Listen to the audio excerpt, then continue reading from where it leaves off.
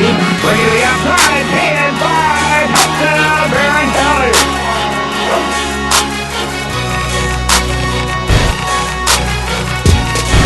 That's class of 2016, ladies and gentlemen.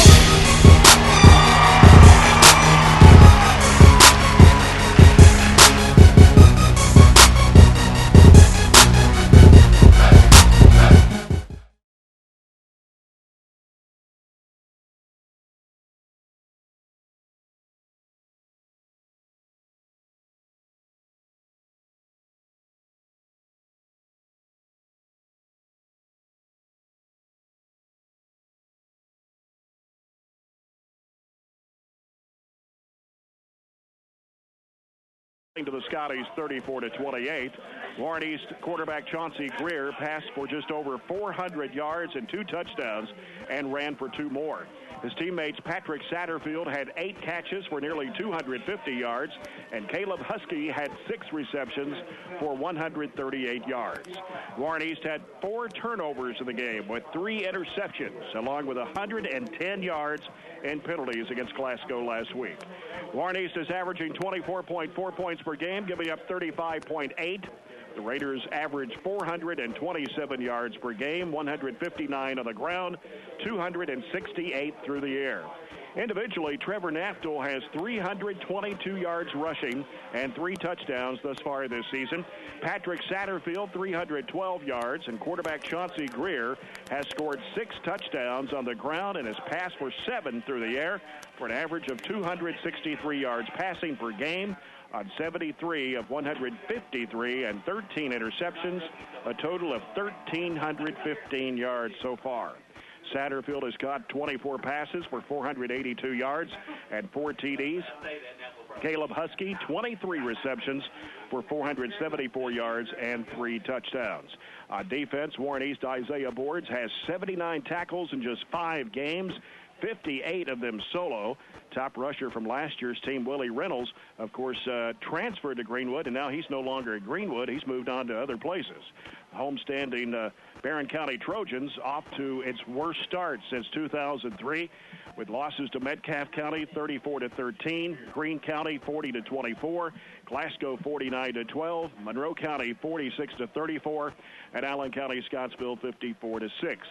Tonight, the Trojans are a 20-point underdog to the Raiders, according to the Litkin House ratings. Barren County averaging just 17.8 points a game, giving up an average of 44.6. The Trojans average 200 yards per game, giving up 465 yards per game. 110 are rushing yards and 91 are passing. Running back for the Trojans, Zach New has 175 yards and a touchdown. Stanton got 151 yards and 2 touchdowns. Receiver Max Pena in 4 games has 156 yards. He did not play last week and 1 touchdown. Matt Goldsmith, 99 yards and a touchdown. Colton Thomas with 94 yards and 3 touchdowns thus far this season. Freshman quarterback Dalton Ford, who replaced senior Isaac Atwell due to a knee injury, has passed for 168 yards and a touchdown on 12 of 36. And on defense for the Trojans, Grant Bowen leads in tackles with 30 all solo tackles. So for the Trojans, the key tonight will be stopping Warren East quarterback Chauncey Greer, running back Patrick Satterfield, wide receiver Caleb Husky. And if they can't, guys, the Trojans could be in for a tough night. Well, this is another good team we're playing. Warren East, very, very explosive, even though they won 1 game last year. That game was against us. And, I think last week they kind of showed a little bit more of their potential. They played Glasgow close. We know how good Glasgow is. They're probably their biggest issue this year and last year has been turnovers again and penalties. They still struggle with that, but they have some explosive players. Even though they lost Reynolds to Greenwood, they gained a quarterback in Chauncey Greer, who came from Warren Central, and he put up 400 yards last week against Glasgow in the air. So they got big play potential. And to be quite honest with you, our weakness this year defensively, we have given up big plays, especially to the quarterback. And the quarterback and their receiver are the 2 best players, and that is a big, big concern tonight. We have to somehow keep them in front, take away their big plays. If we can take away their big plays, we'll have a chance to play against them. But if we can't take that away, and we have not done that this year, then it will be a tough night for us. We're about 22 minutes away from kickoff. The Trojans and the Warren East Raiders will come back with more of our pregame coverage in a moment. Brought to you by attorney Catherine Thomas. Just like in football, hard work and fair play are what makes winners. Catherine Thomas will put in the hard work and instill fair play so we all win. Vote Catherine Thomas for district judge. Back with more pregame coverage in a moment. This is Trojan football on 103.7 Nash Icon.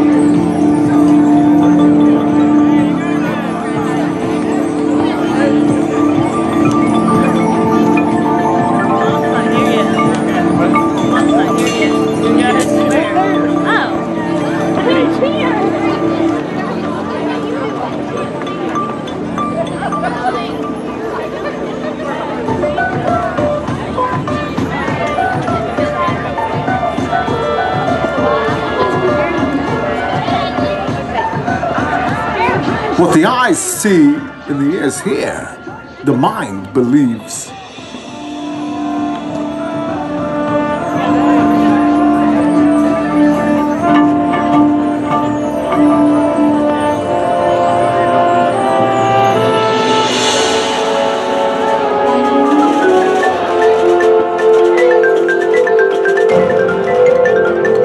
Ladies and gentlemen, I present to you the great Houdini.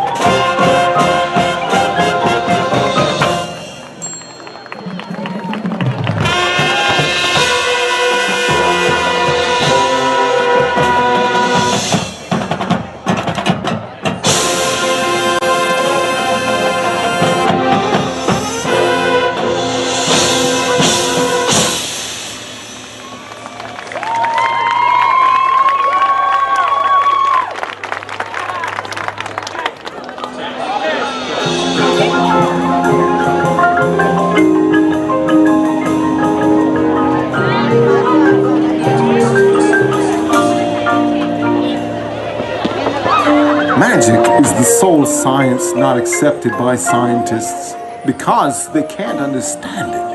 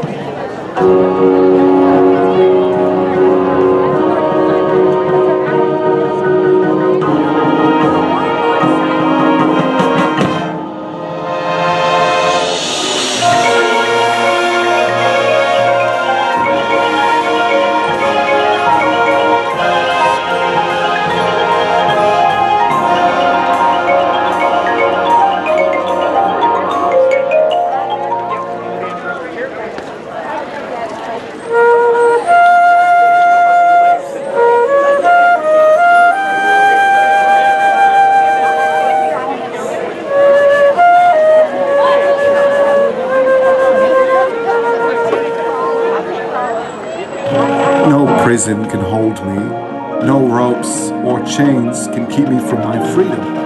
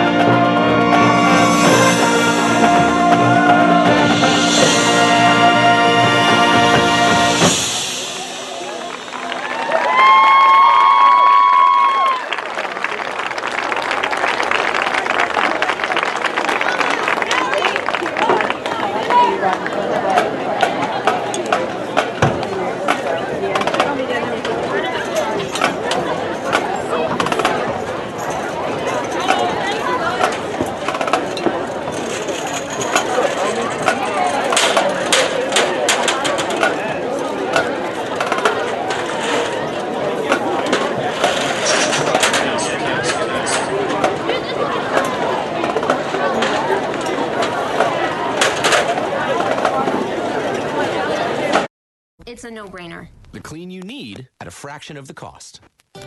At Stage, it's all about layering on the style and the savings. With our new Style Circle Rewards program, earn $5 in payback rewards for every $100 you spend. Use your rewards on almost anything in-store or online, and combine with other discounts for even greater savings. Save on the latest styles and details for fall, like fringe, fur, and color blocking. Layer on the rewards and the details at Stage. Exclusions apply. Style inspired by you. When you do business with BR Tire in Bowling Green and Glasgow, we don't just get you rolling, we keep you rolling. With 5 service trucks and 24-hour roadside assistance, we're not just about the sales, we're about the service. From farm operations to road crews, lawnmowers to dump trucks, brakes, alignment, and family vehicles. No one keeps you rolling like BR Tire on Lovers Lane in Bowling Green, on West Main Street in Glasgow. Visit the experts at BR Tire, Glasgow, and in Bowling Green. Nobody keeps you rolling like BR Tire. Are you looking to save cash on your new home purchase? For a limited time, South Central Bank is offering 0 closing cost on secondary market home loans. You can start your application online at southcentralbank.com. Or talk to a South Central Bank lender to learn more about this special. Visit your local South Central Bank soon, because 0 closing costs is a limited time offer. South Central Bank. Small enough to know you, big enough to help. Member FDIC, Equal Housing Lender. We know it's important to you and your family to trust the healthcare professionals that you invite into your home. And we want you to know that you have a choice. If your doctor orders home health care, ask for Amedisys Home Health Care. You'll receive the quality, patient-focused home health care you need and deserve. Amedisys Home health care with a hometown touch. For more information, call 270-651-7640. When the town of West Liberty, Kentucky was leveled by storms, who helped them rebuild? When tornadoes ripped through Mayfield, Kentucky, who helped them pick up the pieces? And when 80,000 Kentuckians had auto claims last year, where'd they turn for help? Kentucky Farm Bureau Insurance. For more than 70 years, no one has shown Kentucky the love like KFB. Kentucky Farm Bureau Insurance. KFB loves KY. Call me, Matt London, at the Reynolds Road office today, 678-3500. You're listening to Barren County Sports on 103.7 Nash Icon. This is BCHS Magnet School Principal Letitia Hughes saying we are BC. And welcome back to Trojan Field. Jay Turner, John Butler, Robert Bauer, as we are about 8.5 minutes away from the Trojans and the Warren East Raiders. The official sponsored by Whitlow Family Vision Centers. Having trouble with your eyesight? Call Whitlow Family Vision Centers at 270-651-2020.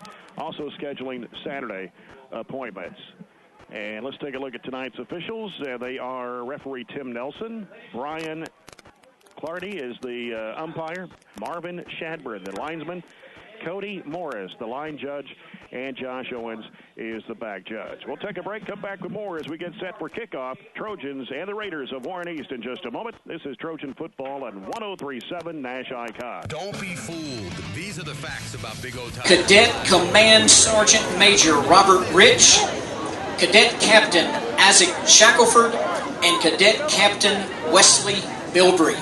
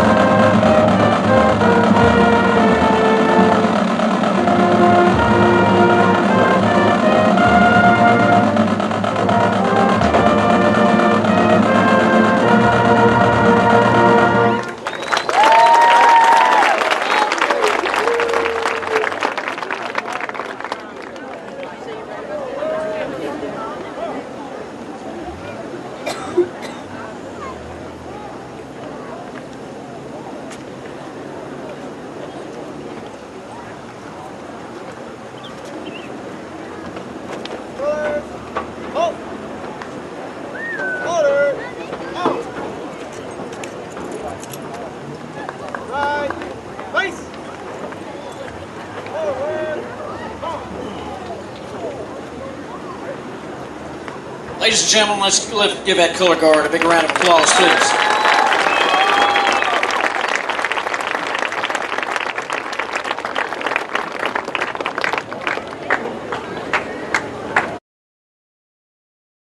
Technology advancing every day and the innovative idea of going green, diesel fuels are not what they used to be. This is Whitney at Big Metal Oil Company, Glasgow, and I would like to remind you to always treat your diesel fuel. We can take care of all of your fuel problems with one simple fix. That fix is to simply buy our fuel. It doesn't get much simpler than that. Big Metal Oil treats all our fuels year-round with Power Service diesel additives. Betty, Sheila, and Whitney would like to thank each of you for all of your business. We take great pride in being able to service our community and all our surrounding areas. Big Metal Oil Company, 270-651-5212. Here's an alarming statistic. If you text and drive, you're 23 times more likely to have a car crash. A.F. Crow & Son reminds you that texting while driving has become the #1 driving distraction for many people. Be aware of the dangers and keep your attention on the road, not on your phone or mobile device. Educate yourself. Take the pledge. Share the message. Don't text and drive. A message from A.F. Crow & Son Funeral Home in Glasgow. Our family serving yours since 1928. How many times does a principal or coach give a special award to recognize individuals and champions? Over a career, too many to count. When you need trophies and awards, well, Coach Damon Tabor, owner of Oak Tree Awards and Recognition, previously Thompson's Trophy, used to be Principal Damon Tabor. So when it comes to laser engraving, corporate awards are just a special way to recognize someone. Trust a family-owned business. Call Coach or Tyler Wright, 270-843-6024, or visit them at 318 Morgantown Road, where we're more than just sports. You're listening to Barren County Sports on 103.7 Nash Icon. This is Randy Simmons, Barren County Board of Education member. We are BC. Welcome back to Trojan Field here on Homecoming Night 2016. Jay Turner with John Butler and Robert Bauer. 4 minutes away from the Trojans and the Raiders as we'll get set for the coin toss here momentarily. And tonight's Farmers RECC Jackie Brownlee Memorial Opening Kickoff and our first quarter of action sponsored by Citizens First Bank. Come grow with us. Still waiting for the captains to meet at midfield, and we'll have the coin toss brought to you by ABC Finance. ABC Finance on Columbia Avenue in Glasgow. Call 659-9800. What about it, guys? Well, like I said earlier, I think it will come down to can we contain their big plays, because their offense is all predicated on big plays. As I mentioned, the quarterback threw for 400 yards last week against Glasgow. Satterfield is a big play guy that really hurt us last year. And unfortunately, our biggest weakness this year defensively is we have given up big plays. Almost every quarterback that we played against has really hurt us. So with the loss of our quarterback, Isaac Adwell, and of course, Dalton Ford has done a very good job for a freshman, though. But it's hard for us. It's just hard for me to see us scoring a lot of points, to be honest with you. So that means that we're going to have to do a better job of containing big plays, and that means tackling right, taking the right angles. Don't let them get people by you, and if we can do that, we'll have a chance. If we can't, then it could be a long night.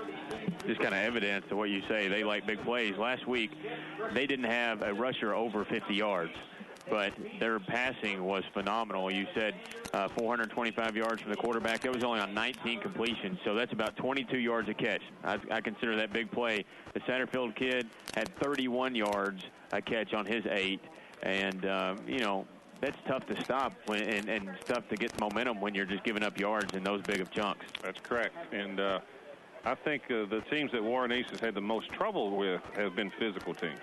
And I wouldn't say that we're the most physical team out there either. Their defense is not that great. They give up a lot of points. They've given up 35.5 points a game, so we can score. That's correct. Same thing last year. They gave up a lot of points. Their schedule has been good. I would think the only disappointing loss was Monroe. That game, Monroe was considerably ahead at one time, and Warren East made a furious comeback to get close to it. But I would think if those two teams played right now, Warren East would probably be the favorite, especially since Monroe's lost their quarterback.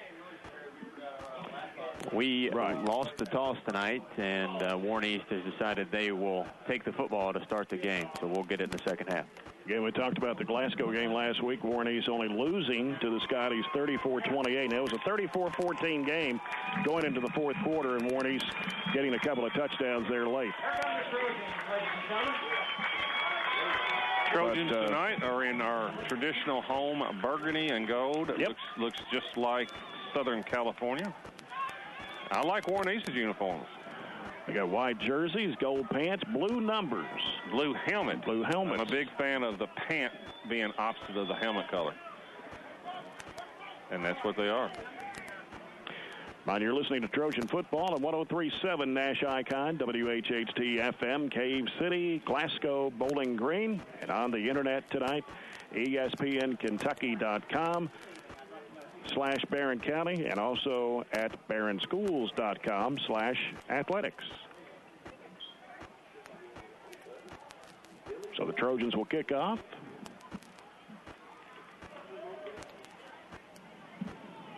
Pretty good crowd, and they're still coming in. Yeah, and of course, homecoming at halftime tonight. We'll have all that on the radio for you. I think there's 24 candidates, as opposed to, what, close to 40 last week at Allen County, Scottsville. I think Allen County has the record that I've seen. Yeah. As I said, it does not matter to me how many candidates. It's how quickly you can get them through. Well, hopefully we can get them through pretty quick. Not get a penalty like they did last week. Allen was too slow. They got a penalty last week. Mm-hmm. Back to receive it for Warren East is Patrick Satterfield and Caleb Husky. Logan Sanders, a freshman, will kick off for Barren County. Warren East will be moving left to right here in this first quarter.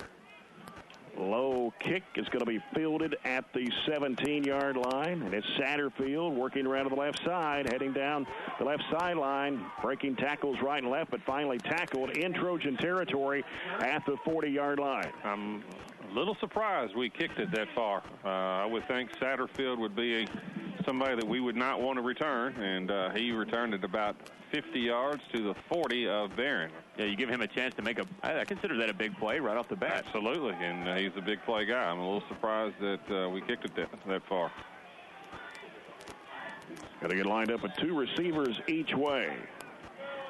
Got Naftel in the backfield. Here's a quick pass over to the near side, and it's caught, but a loss on the play. Tackle made by Stanton Gott. He tried to make that little... that was to Caleb Husky. That was to that little bubble screen, and that was perfectly defended by Stanton Gott. Loss of 2 on the play. Cannot defend that screen any better. Caleb Husky, the receiver for Warren East. Second down at 12 for the Raiders at the 42-yard line of the Trojans. Chauncey Greer, the quarterback, takes a snap. He goes left side where it's caught at the 45 and running it across the field, spinning and still breaking tackles, coming to the near side at the 10, at the 5, and will try to go into the touchdown. And let's see if he made it. He did. It's going to be a touchdown for Warren East.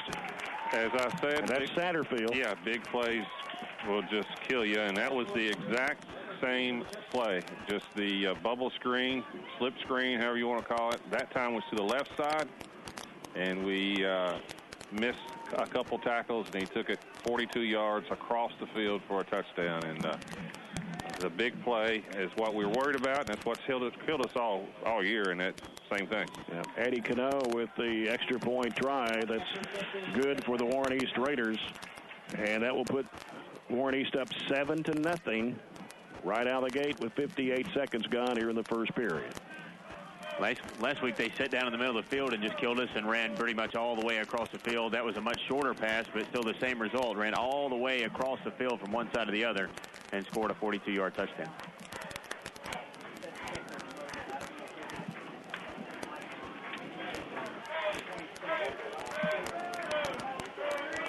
So not a good start for the Trojans on defense.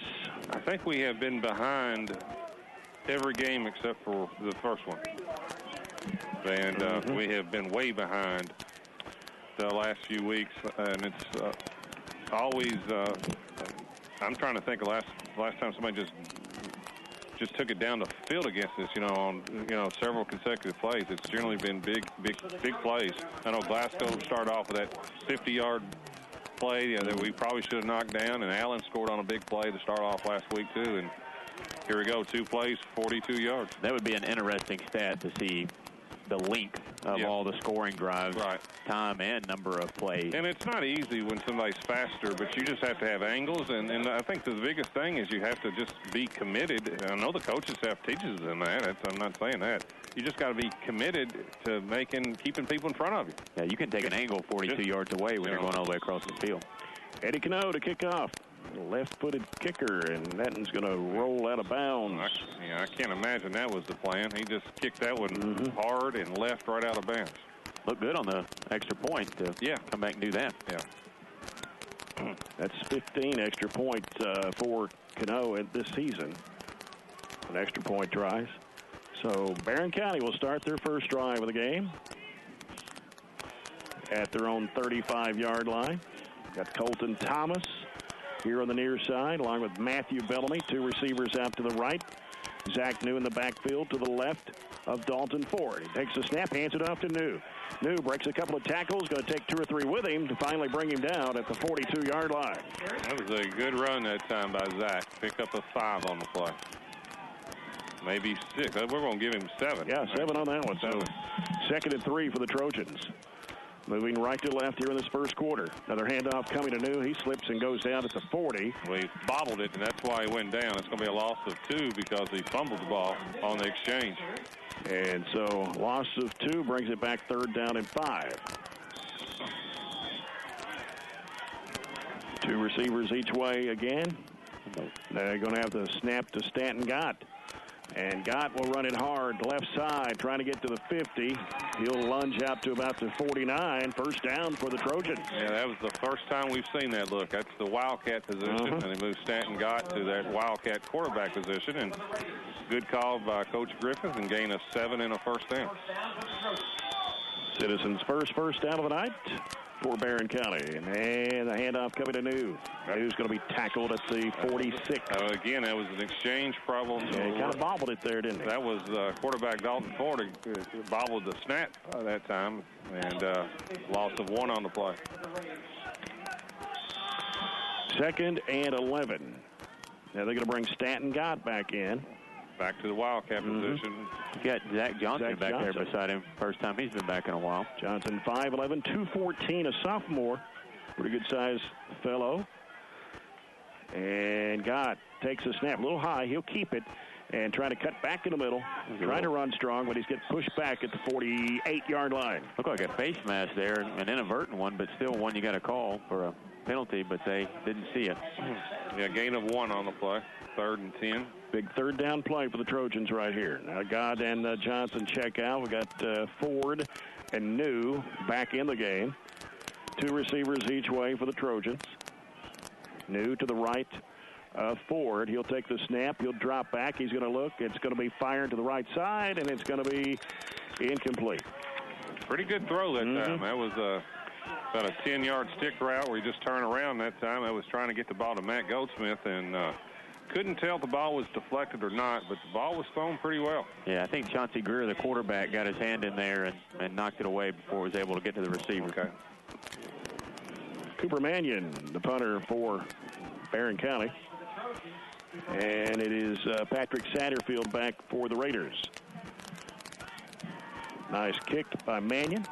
Takes a high bounce and will roll down to about the 14-yard line. Yeah, that was a good kick. Anytime that Satterfield doesn't catch it, it's a good kick, and the ball goes all the way inside the 15. That part of our game all year has been good. The punting game has been very good.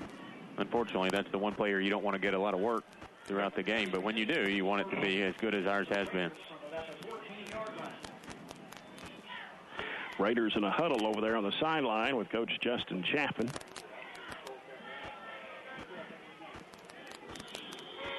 They come back out to get lined up. 8:50 left in the quarter. It's 7-0 Warren East. Chauncey Greer. And Trojans jump off sides.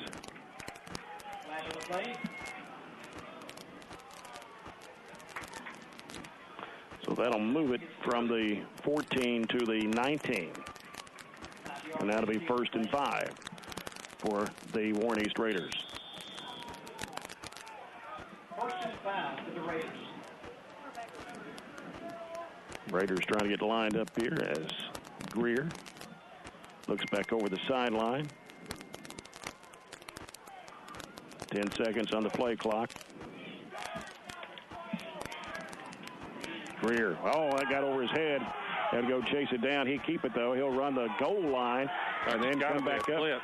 That's a block in the back. Did we get the flag at the 2? Late call, but it was almost a block of the back in the end zone. They're going to call it at the 2. I thought it was right across the goal line. That would have been a safety. Should have been. That's correct. But he dropped it at, you said, the 2. Still be a big penalty for them. You know, it was a snap that I guess was too high. Had too much on it, and it goes all the way back to the 5-yard line. And the guy, Chauncey Greer, obviously a good athlete, got away, but it's going to be an illegal block in the back. Good call on Warren East. So it's going to be 1st and many from the 2. And those type of plays is what has hurt Warren East this year and last year, too. They will turn the ball over. Yeah, they had 4 turnovers last week against Glasgow. And Greer in the end zone having to take the snap. Letting the play clock run down a little bit here. Here's Greer. Almost the back of the end zone. Scrambling now. He'll get rid of it, and it's incomplete. Way low and short. Yeah, that was good for the receiver, Satterfield. That was good coverage that time. And pretty good pressure there as well. He's trying to get the ball to Satterfield in the middle of the field, but the ball was thrown low and short.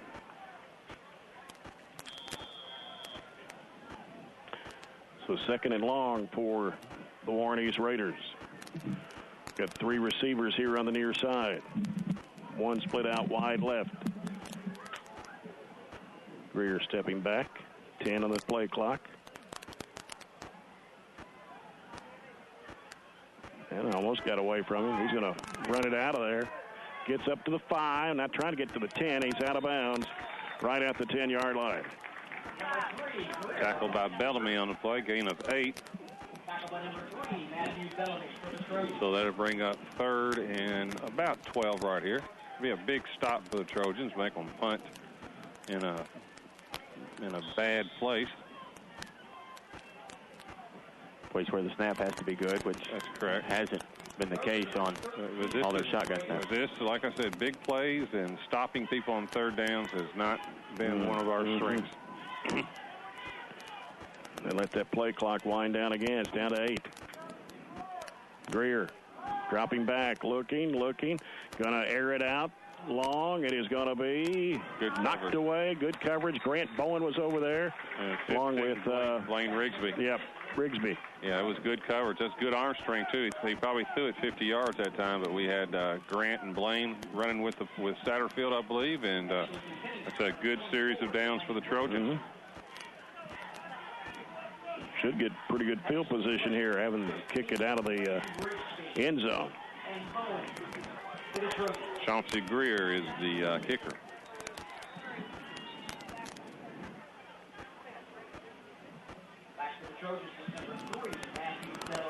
Not sure what the delay is. Okay.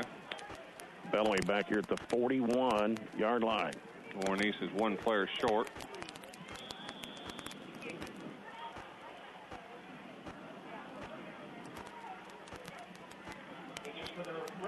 Chauncey Greer out of the end zone to punt it. Good coming kick toward Bellamy. He'll grab it at the 41. Struggles and goes down with tacklers at the 38-yard line. Well, that's great field position for the Trojans. 1st and 10 from the East, 38. Good job by the defense, and good job that time by Matthew catching that punt, too. Don't see that very often. The referee just threw the ball and hit his fellow referee right in the back of the head. Y'all didn't see that. I was watching that. No, I didn't see it. Sorry. Yeah, that's on. Sorry, I missed that one. That'll be on the blooper show later on. All right, Trojans with it with 7:36 to play in the quarter, trailing Warren East 7-0. Dalton Ford out of the gun, takes a snap. Quick pass is dropped by Bellamy at the 34-yard line. That would have been about a 5 or 6 yard pickup. Ball a little high, but catchable. 2nd and 10.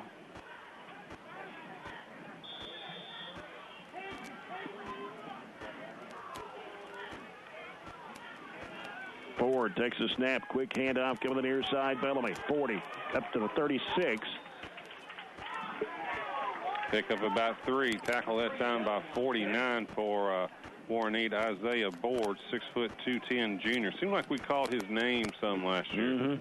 Don't know if it's the same one, but there was a Board that made a lot of plays last year for Warren East. He's had 80 tackles so far this year. Yeah, he's a good linebacker.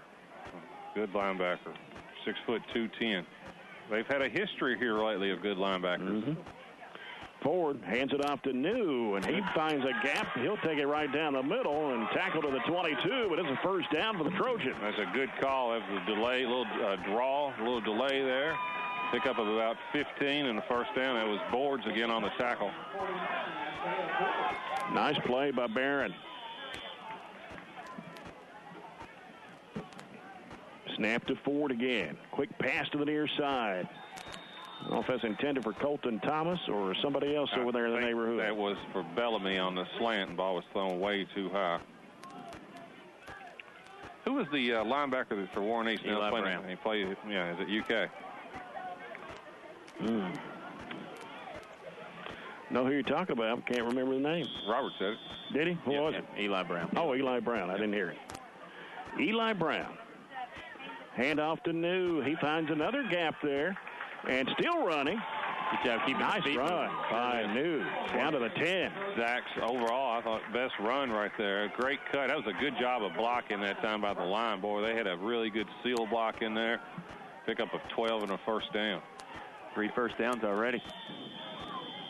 New to the left of Dalton Ford. 2 receivers each way. And now Ford looking. Will reverse it back to the right. He's looking for somebody. He's going to run it on his own. Still looking. Trying to go into the end zone with it. Heck of a play. And let's see. Did he make it? Yes, it did. Touchdown, Barren County. What a play by Dalton Ford. I tell you what, and no flags either. I mean, it's hard to describe that. That was a rollout to his left. Could not find anybody. And then he went cross field. Probably ran 35 yards and kind of faked the throw and made it into the corner of the end zone. Yeah, he held the defensive back so they couldn't come up and play him. Got a good block from New as he cut back across the field, and just an athletic play to get to the corner of the end zone. And Dalton is a good athlete. He's 6'3", about he's a little light right now, 148, but he will grow into his frame. That was a very good athletic play. He said Warren East's defense. And here's a kick by Sanders. Kick. It's up. Oh, it's off to the left. Must have just missed right. Yeah. Head to height, it looked pretty good from here, but we don't have the angle. So 7-6 Warren East. I was going to say Warren East defense has struggled this year, but that doesn't mean anything. You still have to go out there and make the plays and score against them, and that was a good answer after the defense had got us really good field position. Line did a good job of blocking, and Zach New did a good job of running the ball that time. Our line, like I mentioned last week, our line did not have a great game last week, but I think overall they've been the most steady that we've had. Our quarterbacks have rarely been sacked, and I think those guys have done a really good job overall. Yeah, we haven't had very many double-digit runs this year, and New had one of 14 and one of 11, and then Ford had one of 11. Right. So. But they've been steady, the line has, and one of the reasons they've been steady, we haven't called them out much. They haven't got very many penalties, and I don't think we've had 5 sacks all year, to be honest with you. And how many holds? You hate the holding penalty. Don't have very many holds at all, so they've done a very good job. 7-6 Warren East, 6:25 to play in the opening quarter. Already got a score in from the Monroe County North Hardin game on the Coca-Cola scoreboard. Yeah. North Hardin leads Monroe County 14-7. Okay. What do you bet we don't kick it to Satterfield here? Well, I hope not. I prefer one of these little short kicks right here, and I don't mind kicking it out of bounds. I just think he's too good of a player to. Yeah. I'd rather give it to them at the 35 than let him have an opportunity to return it. I would be surprised, but I don't know. Some people have different philosophies. Satterfield and Husky back for Warren East. He's going to onside kick it almost. It's going to be down at the 40. Okay, that's fine. That's 20 yards. 20 yards better than it was last time. Alan Emery falling down to the football at the 40-yard line.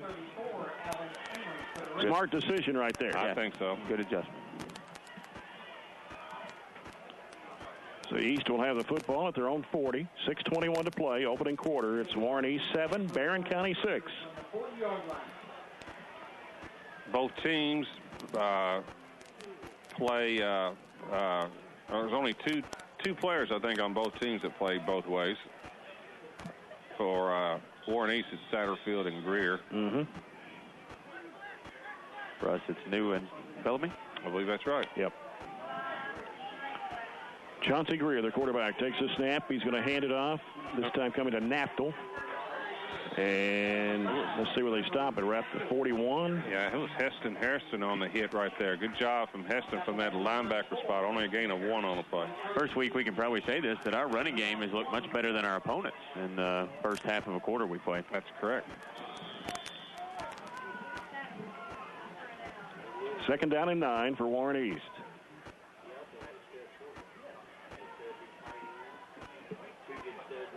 As they have Greer taking the snap, dropping back. He's looking. Or he dropped back to the 30-yard line. He'll fire it. It's over the head. Oh. Almost picked off there by Gibson Lowe. Should have been. The ball was went over Satterfield's head. And hit Gibson right in the hands that time. I think it surprised him, to be honest with you. But that ball was hit him right in the hands. That was about a 12-step drop. He didn't see anybody, and instead of scrambling, he just kept going back. I thought it was a screen at first, but it was not a screen in any way. He just brought way too far back. 3 receivers left for Warren East. 3rd and 9. Need another stop here. Be great to get the defense off and the offense right back on. And we got our safeties deep. Snap to Greer. He'll throw it over the left side. It is complete to Napton. He just falls down. Got a break there. Face forward at the 40. Don't think they would have got it anyway. No, they ended up losing one. Well, I don't know. I don't think so, but you know how you can break a tackle and things like that. They lost 2 on the play. And I liked how we were playing. We had both safeties probably 20 yards down the field that time. They are not in punt formation, though. Nope, they're going to go for it here. Kicker but the quarterback can kick, you know, out of this shotgun. I wouldn't be surprised if he just kicks it. The little rugby-style rollout, maybe. Because I'd be very surprised if they go for it on 4th and 11. We have nobody back either. It'd be a good time to kick it right over our head and let the ball roll. Down to 5, down to 3. They're going to call timeout, though. Yeah, I don't like that at all. I mean, even if we jumped offside, they wasn't going to gain them anything. I think they were just disorganized. Yeah, that would have been a perfect time to punt it, wouldn't it? Absolutely. Because we didn't have anybody back. You know, that could have rolled forever. We didn't really have the rush on to block it. 4th and 10 at the 40. 4:54 to go. First quarter, 7-6. Warren East. Well, other than one play, the 42-yard screen to Satterfield, then Warren East really hasn't done anything, to be honest with you. Our defense has done a good job against them.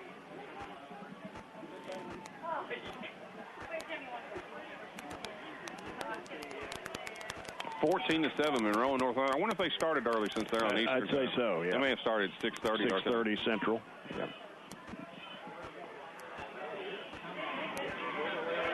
And now they are in the traditional punt formation with Matthew Bellamy on the back. Greer is the punter for Warren East, and he stands back at the 26-yard line.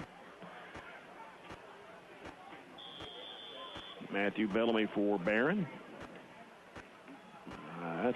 He kicked it straight up in the air. Straight up in the air. Just got to get out of the way. Take a bounce back, a roll back. They did. He rolled all the way back. Yeah. Punt cover. Get this, 2 yards. That's easy one we can put down on the paper. Yeah. It went straight up in the air and then bounced backwards. Now, last year, I know you guys have forgotten this play, but last year we did the same thing, and I believe Satterfield picked it up when nobody else was around. I believe you're right. And ran in for a touchdown. Yep. And we could have done that that time, but I don't think we was going to score because you had Greer back there and so forth like that. Still great field position. Basically, same place we took over last time. Yeah. Dalton Ford, New is to his right. Hands it off to New. Ooh. Upended at the 42, maybe a loss of 1. I believe that was number 50 that time for Warren East on the tackle. Asa Wilson. That was Asa Wilson. That's correct. 2nd down 11 for Barren. Here's Dalton Ford trying to make a throw. It is going to be complete at the 30. And a first down. That was to Blake Terry. Yeah, that was a good play that time. Looked like he was going to run, and he double pumped and kind of faked the Warren East defender out and then went ahead and made that throw. Man, he was sharp. Gain of 14, I believe. That's down to the 28-yard line. 2 receivers each way.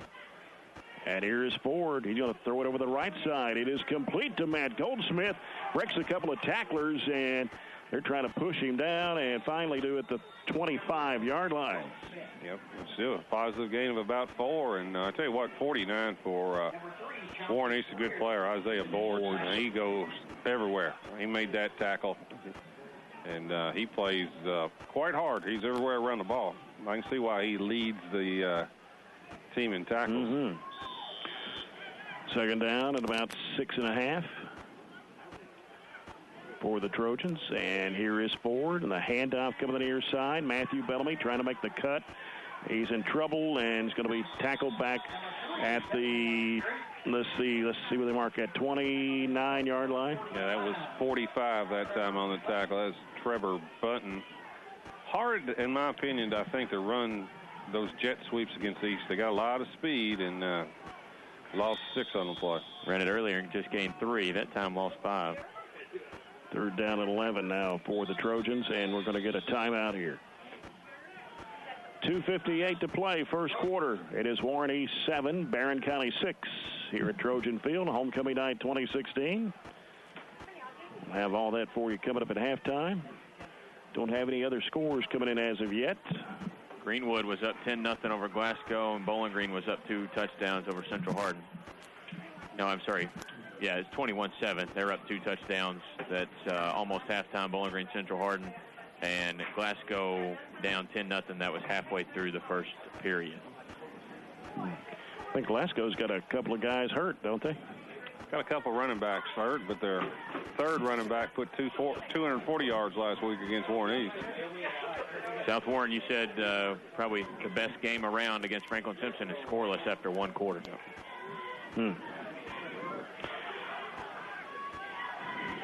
All right, ready to go here. Trojans at the Warren East 28. It's third down and 11. We got 3 receivers to the right. Stanton got back in there with Zach Johnson. Snap to Gott. He's going to run it strong. 30, 25, breaks a hole. 20, 15, down to the 10, and down to the 8-yard line. 20-yard game from Gott out of the Wildcat. Good wrinkle that we've thrown in this week that we haven't shown any other time. The Wildcat gives you an extra blocker. Yeah, he just ran right up the middle out of that shotgun. Picked up 21. First and goal from the 8, and we stay in the Wildcat. It's a big pickup on third down. Absolutely. 3rd and 10. You don't expect to get that much. 3 receivers to the right side. Snap to Gott. He's going to keep it, trying to go right down the middle, but he's going to be stopped at about the 6-yard line. Gain of 2. We'll see if we stay in Wildcat or bring Dalton back in. And I think we're staying Wildcat. We have not done anything different out of Wildcat. It's been all of every time it's straight ahead by Stanton Gott. He just kind of picks a hole that's the most open and goes at it. And here's Gott once again trying to find a hole. He'll get inside the 5, down to about the 3. Same thing. It's time off the left side, so 1st and goal from the 3. I think we're in a hurry up. We want to run something pretty quick here, evidently. No huddle. Same thing, Wildcat. I think we outdid ourselves that time because our line jumped and also our fullback jumped. We were in too much of a hurry. That's probably going to bring Dalton forward, when you think. Maybe not. 3rd down. 3rd and goal at 9. Yeah. No, he's going to stay in the Wildcat. See if we have a variation out of it. That would be the time to run it right now. 3 receivers right again. Here's Gott coming to the left side. 10, 5, trying to get in. Touchdown, Barren County. Stanton Gott plunging into the touchdown. Only variation I saw, he just ran outside the tackle rather than inside the tackle. And again, that was a good job of blocking. We put 3 receivers on the right side and only 1 to the left, and we ran to the side where we only had 1 person out here. So we kind of just eliminated. Pretty much it was, I guess you could say, it was 8-on-7. Yeah, you cave in that back, and he just beat you to the corner. That's Stanton Gott's, 4th touchdown this year? Maybe 4th or... He got 2 on defense. Yeah. Going for 2 here. Trojans trying to make it a 14-7 lead. Ball gets away. Gott has to go chase it down and just falls down on it. So the extra point and 2-point conversion fails here for the Trojans, but Barren County has a 12-7 lead over Warren East. 1:39 to play here in the first quarter. Good football game. Especially on our end, up 12-7. It's been a long time since we've been ahead. Yeah. Defense got 2 stops, and offense went and turned around and scored off both of them.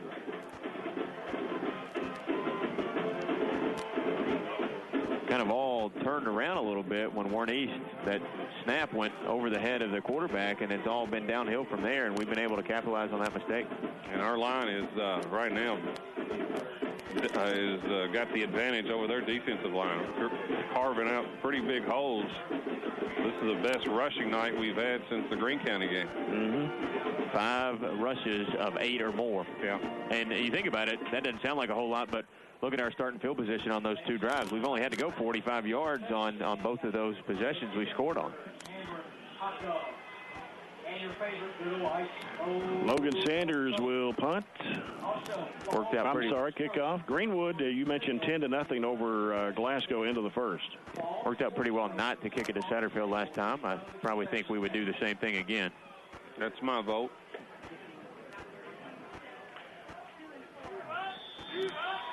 Husky and Satterfield, and this is we could get it. Yeah, we got it. We did for get grabs. Let's see who's got it. Trojans have recovered at the 45-yard line. Not sure who's coming off the bottom of the stack there. That's 4. That's Keith and Sturgeon. I'm not sure it was designed to be an onside kick, but the front guys for Warren East just bobbled it around. They didn't give it to us. Keith, he was there, and Liz Boards just ripped it away from him because it's Boards, who's their linebacker. He came up with the ball. Evidently not. And that's what Griffith's going out to I was going to say half court, but midfield. How can the guy miss that? He stood up with the ball and handed the ball, didn't he? This is not my favorite officiating crew, but thankfully we've only had him one time tonight. That's not a clear-cut call to me. Everybody on the field thought we had it, and our offense was running on the field. Yeah, unless he just took it from us at the end. Boy, it'd be nice to have replay on that one. What a crazy call that was. Here is Satterfield running it on the near side and running all over the place. Finally, he squirts away, and he's going to be gone. My, oh, my, we couldn't wrap him up. What a turnaround. That's where, as a coach, you just want to go out and almost I would get a technical or a penalty. That's a 15-yard penalty right there on probably both of us. Yeah, that's exactly right. It turned into a 44-yard touchdown run, and we should have tackled him at least 3 times. We had 9 people on him one time. And that wasn't 43. It was 54. 54, I'm sorry. And that's just crushing when it looked like to me it was clear our ball. I mean, that's just, you're just not paying attention? I mean, what are you doing? I don't know. Are you talking about as the official? I have no idea. I have no idea. I think I don't know. I like to see it on. It clearly went, it didn't go. If he did go, it's 10 yards. It did everything. What happened, if he did take it from him, he took it from him after the play was over. Right. You know, something like that. But official is right in front of him. He's got to make that call. You got 3 standing over top of it. What a momentum shift that is. Yeah, I would have the proverbial calf. And this is irritated. I've seen Jeff, and he's a calm guy over here. And you get the ball at the 45 again, where you've had it the past 2 times and just marched it down. Unsportsmanlike on Barren and unsportsmanlike on Warren East too. I believe I'd stay out there to about midfield until they just threw the flag on me right now, telling Mr. Nelson how much I disapproved of his officiating.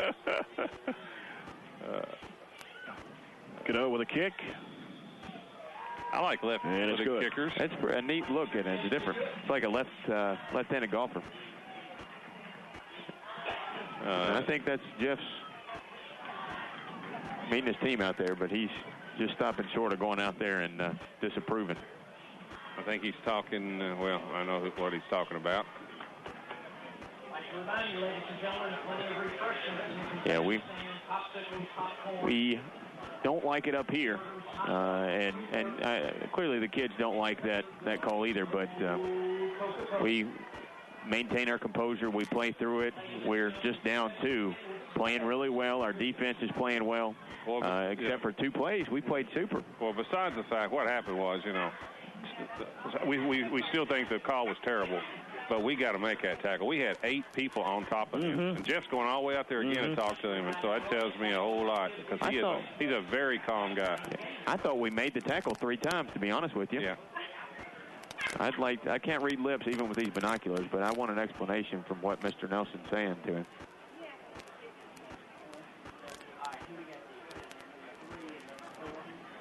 throws it the whole throw your hands up and say, I'm not sure what you're talking about. Well, you know, in fairness to that guy, the head official, that wasn't even his call. It was the side judge over there where the ball went to.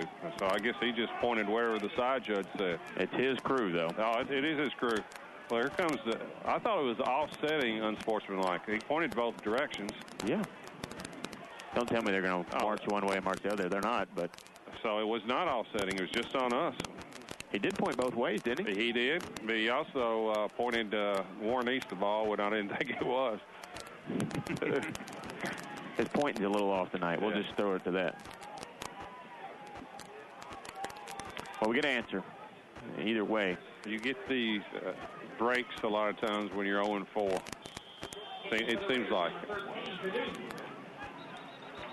Offsides on the kickoff. That'll push him back to the 50. But yeah, that's the guy that missed the fumble. He made that call right. I'm not sure that makes up for anything, does it? No. Still, I think that kicker can put it in the end zone from the 50, and you just take it at the 20 there. He put it back there 20 yards past the back of the end zone. It'll take 30 minutes to get that ball. Still don't have the ball. The ball's over now underneath the scoreboard. And there comes another one in. And normally teams have a kicking ball.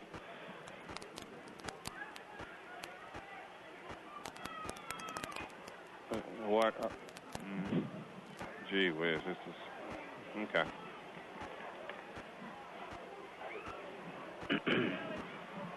Yeah, I'd like to know what the explanation was from Mr. Nelson on that one to Coach Griffith. I will ask him that at the end of the game. He didn't see it. Or the other guy ended up with the ball, probably, but after the play, I'm sure, just took it. And Cano's going to kick that one into the end zone. Touchback out of the 20. 14-12, Warren East, a minute 23 to play in the first quarter. This first quarter has lasted 37 minutes so far. Yes, there's other games around here in the second quarter already, so we have slowed down considerably.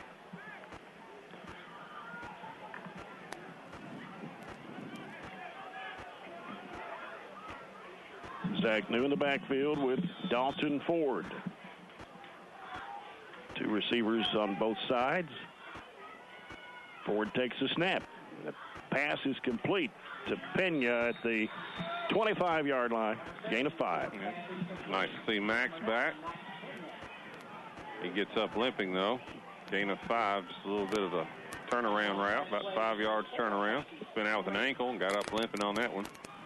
Stays in the game, though. New will move over to the right side of Ford. And he'll get the handoff. Nope. Going to throw it, and it's incomplete. Intended for Bellamy. That's a good job of ball handling that time. He really sold that fake that time. Ball thrown a little bit behind, possibly. A little bit too hard, too. 3rd and 6.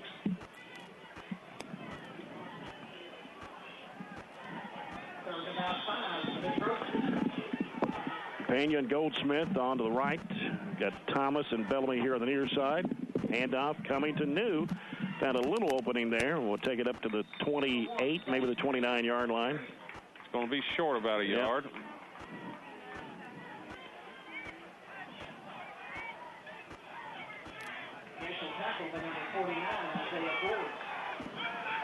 Trojans will go for it on 4th and 2. I would doubt that. I think we're going to try to draw them off.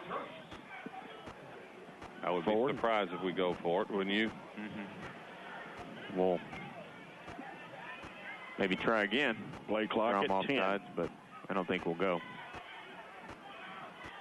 Oh, we snapped it. Yeah, here's Ford. He's being chased. Throws the ball away. That's intentional grounding, too, to add on top of what's going to be. I don't think that was what we're supposed to do. I think the center snapped it, and he wasn't supposed to snap it. You got a freshman center and a freshman quarterback. Yeah, I don't think, because none of the linemen moved, and it was clearly to draw them off sides, and we snapped it, and that's going to be a turnover. That's going to wind up in disastrous field position with Warren East having the ball. Jeff doing a good job talking to him and also pat him on the back. You know, sometimes that happens where nobody feels worse than the center on that one. And that was just a miscommunication right there. So Warren East was going to get it in unbelievable field position, and boy, has the game changed since the call, the fumble that we thought we had and did not get on the onside kick, and since that time they've run it. They have Satterfield next play, 54 yards, touchdown run to take the lead, and now they've got it on 1st and 10 from our 28. 10 seconds left in the game, in a quarter.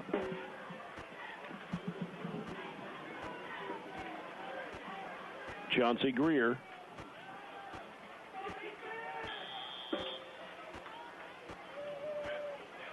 They've got boards in the backfield there.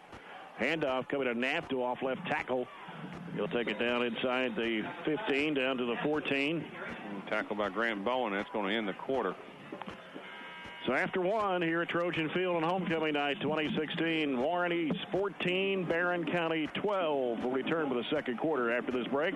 This is Trojan football at 103.7 Nash Icon.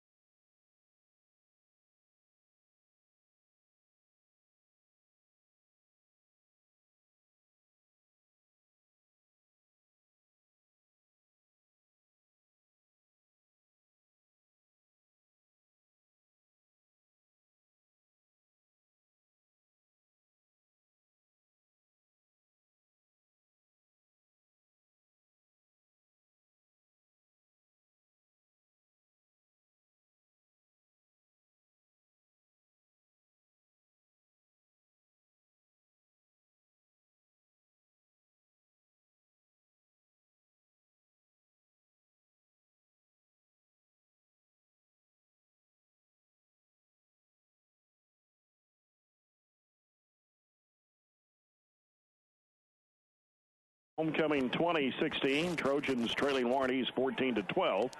As we start the second quarter, brought to you by A.F. Crow & Son Funeral Home, reminding everyone, do not text and drive. Waiting on the scoreboard to get the correct time on there.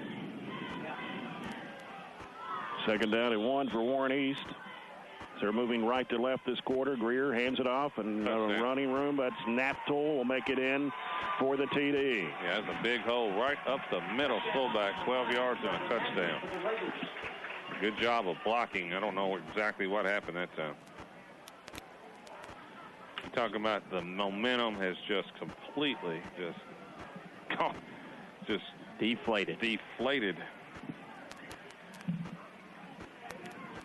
Yeah, it's amazing how much things have changed. Was that 2 scores in 2 minutes or so? 2 scores in 3 plays. How about that? Since the alleged kick is good by Cano. Now, in fairness, you got to overcome stuff like that. You know, you just can't let somebody score on you like that. But when you have not had a lot of success, and you know you're building on momentum and just took the lead, you know, it is tough on a team. But you got to play through those. Yeah. Now it's 21-12, Warren East, with 5 seconds gone here in the second period.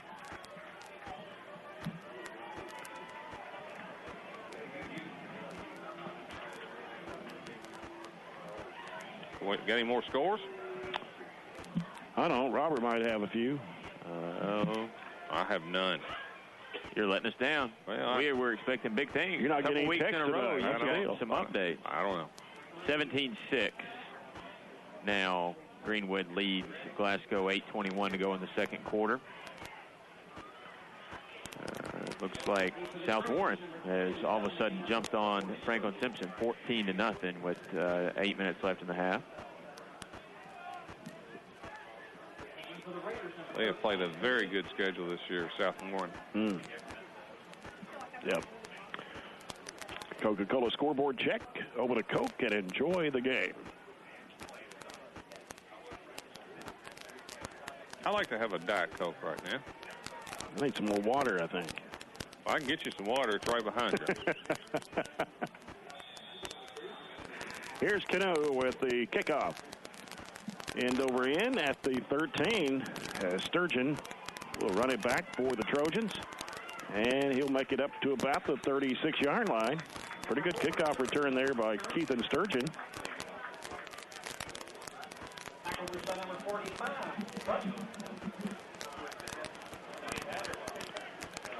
See what the Trojans can do here on this drive. Down 21-12. Need to get that running game going. Just got a text that Louisville just scored again against Florida State. Look at here, Jay. Louisville just scored against Florida State. I got that text. Yeah, that's a good text right there. There you go. Ball at the 37. Here is the handoff coming to New. New will get it up to the 40. Gain of 3.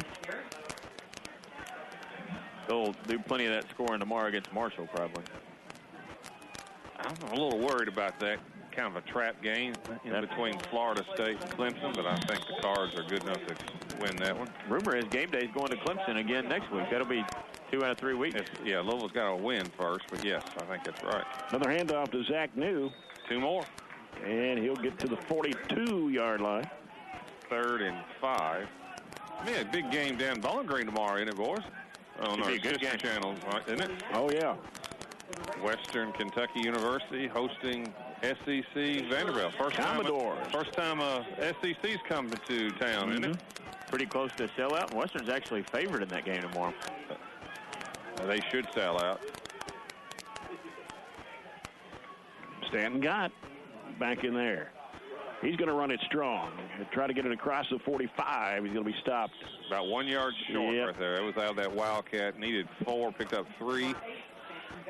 You go for it in this situation? I think you can. I don't have a problem with it, especially we got a good spot. It's less than a yard, actually. It's a little different than the last series. I think you go for it with Stan Gott right here. Trips to the left. Colton Thomas on the near side. Zach Johnson to the backfield. 4th and 1 for the Trojans. Fans coming alive here. Snap to Gott. He bobbled it, picked it up, and then he gets tackled. Yeah, that snap was perfect that time. I think Stanton took his eye off of it. He's looking to where to run rather than see the ball into his hands. It's going to be a loss of 6 on the play, and Warren East will take over at the Barren 40. I have no problem with that call. Just didn't execute it right. That's what I was talking about earlier. The defense from Warren East is a team you can score against, but you have to make the plays to get the first downs and get in the end zone. So that's back-to-back 3 and out.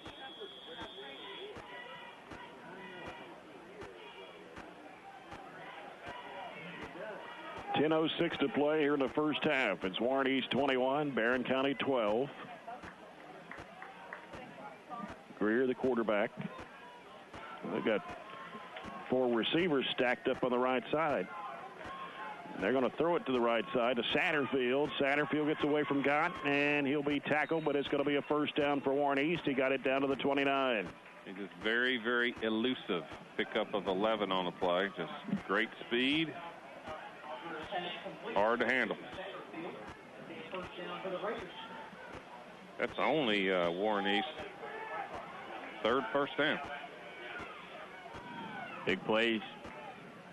4th first down. Snap to Greer, quick handoff, Naftel right down the middle, and finally going to be brought down inside the 20, down about the 17-yard line. Another first down. After the turning point, Naftel's found some running room. Yeah, that's his 4th carry for 33.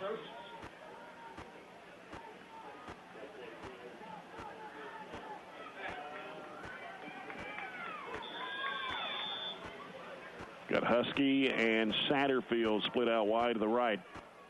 Greer, that one went over his head, had to go chase it down. It's still loose. And finally scooped up at the 30. Tackle made. Big loss on the play. That was Satterfield who picked it up. All the way back to the 32-yard line. Loss of 15 again on another quarterback exchange issue. Loss of 17. I don't know who to give that. I'm just going to be. He lost it again, man. Having trouble. He kicks it, and finally scoops it up at the 45, and he's in trouble. He's going to throw it downfield. It's complete at the 27-yard line. Ends up gaining him about 4. I thought he was just going to throw it away to save the huge loss, but I actually found somebody right across the middle. Yeah, it could have been a loss of 30. Mm-hmm. So it's 3rd and about 16. You can see where they can be great and they can be bad. Boy, they hurt themselves a whole lot. Satterfield lined up over here on the near side. Trips left. Letting the play clock wind down. It's down to 8. Greer down to 5. And it goes over his head again, but he bobbled it and picked it off. And the pass is incomplete to Husky. Satterfield was over there, too. I think batted up in the air, and he finally pulled it down. You know, with their schedule of Allen and in their district with Allen and Greenwood and South Warren, you just cannot be this sloppy and beat those teams. They got the big play ability to score, but man, they are sloppy at times. And I don't think it's just against us. I think it's been consistent. Character trait, character flaw, I guess you would say. Be about a 43-yard field goal. You think he's got a good leg, but I don't know if he's got that one or not. Yeah, they're not going to do that. But yeah, I like the kicker. He has not kicked a field goal this year. They've been behind almost all their games too. I think they were ahead of Edmondson most of the. They beat Edmondson and they were in control of that game. But for the most part, they've been behind. It's a 9-point game. They have still not had a home game in over a year. Is that correct? They played the Edmondson County game at Western. Mm-hmm. They played one home game at Warren Central. And I think their field is about, I was reading in the Bowling Green paper, I think their next time their scheduled home game, they're scheduled to play. Yeah. In fact, their field's ready, but they don't have the everything's not sidewalk complete. and plumbing and all the things that the state basically requires before you can have the facility open to the public. Mm-hmm. It's going to be a nice facility. Yes. Warren Central's complex is extremely nice, and that one will be just the same. You know, I was, I'll talk about it later. There's 4th and 16. 2 receivers each way. Here's Greer. Dropping back, looking. Still looking. Now scrambling. And looking to throw. He'll throw it over here to the near side. Boy, that was a free ball right there, but I think he just lost the grip on the ball, and he's down, and I'm not sure he even got hit on the... Yeah, he did get hit. Okay. Yeah. And he is down, but a good job by the Trojans. Mm-hmm. You know, they took over in great field position, and it's another stop for the defense. Greer is walking off. I think he took a hit as he threw it. Okay. Yeah, he was completely trying to unload. I was just going to say, all the money that Warren County has spent on athletic facilities with Warren Central, Warren East just here recently. I mean, you're talking about millions. You know, they're really nice. I wonder if they ever considered, since Warren County is over 4 Warren County schools, just building one nice big complex where you got 2 nice fields. That's correct. Kind of like the Hopkinsville Christian County type thing. And, you know, host games every weekend, you know. Mm-hmm. Zach New lines up with Dalton Ford. Ford dropping back, now rolling out to the right. He's going to put it up in the air. Oh, my, it's dangerous. Going to be picked off. That was Husky that picked off the pass at the 50-yard line. Yeah. Tackled at the 46. Took a big hit right as he unloaded. Yeah, we got 2 people down. Got Dalton Ford down. He took a big hit when he released it. And we got I think is that Max Pena down on the other end. So it is, yes. So we got trainers going to both directions. Yeah, Dalton, as soon as he released it, he took a big hit that time. And basically the ball was just thrown right down the middle of the field up in the air. And that was an easy interception. No different than a punt, to be honest with you. And Pena's still down, but now he's up now. But Ford is still down. Runs towards the sideline. Looks like he's okay. But Ford shaking up quite a bit back here at the 10-yard line. We have a 7:53 to play here in the first half. Warren East leading the Trojans 21-12. Homecoming activities coming up at halftime.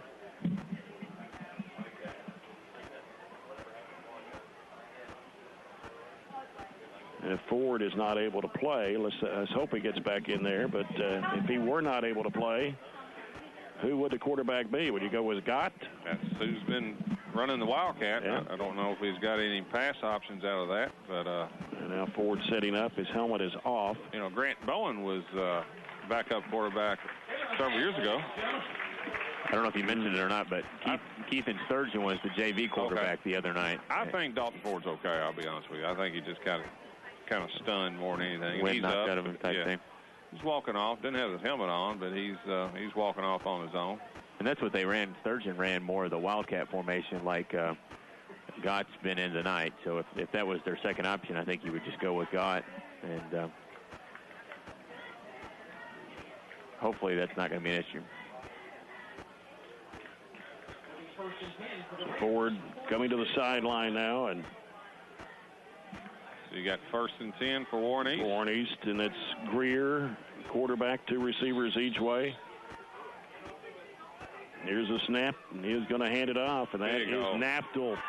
Naftel, a little shifty on that one, got it down inside the 30 to the 29. 17 yards, another big hole. We're just caving in our line right now. And, well, I'll tell you what, he had a hard time with that one. He bobbled it. Greer, flag is on the play.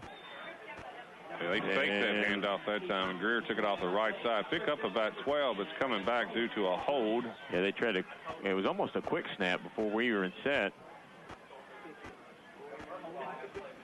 That is Warren East's 3rd penalty of the night, 25 yards, but they have nullified some big gains, I can tell you that. And I think 55 just pulled one of our linemen straight down, and he really didn't have to because the play was going away from him and it was about 10 yards past him.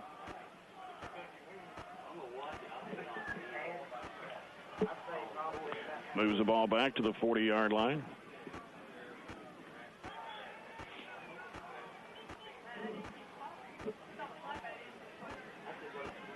Quarter is not moving extremely fast. No, injuries. Well, it hadn't been that many. I mean, there was that one right there, but just a lot of time has not been moving very quick. 1st and 20 for East, gets a handoff at center field, and now he's looking in trouble. Finally breaks away, and then he's tackled at the 40-yard line. It's good defense for the Trojans that time. Jackson Coots did a good job of kind of stuffing that. Only a gain of, what, 5 on the play? 4 maybe? Actually, I think he just got back to the line. He got back to the line of scrimmage on that one, yeah. Oh. He probably ran 10 yards, but didn't get anywhere. Trips to the left. 2nd and 20, maybe 22.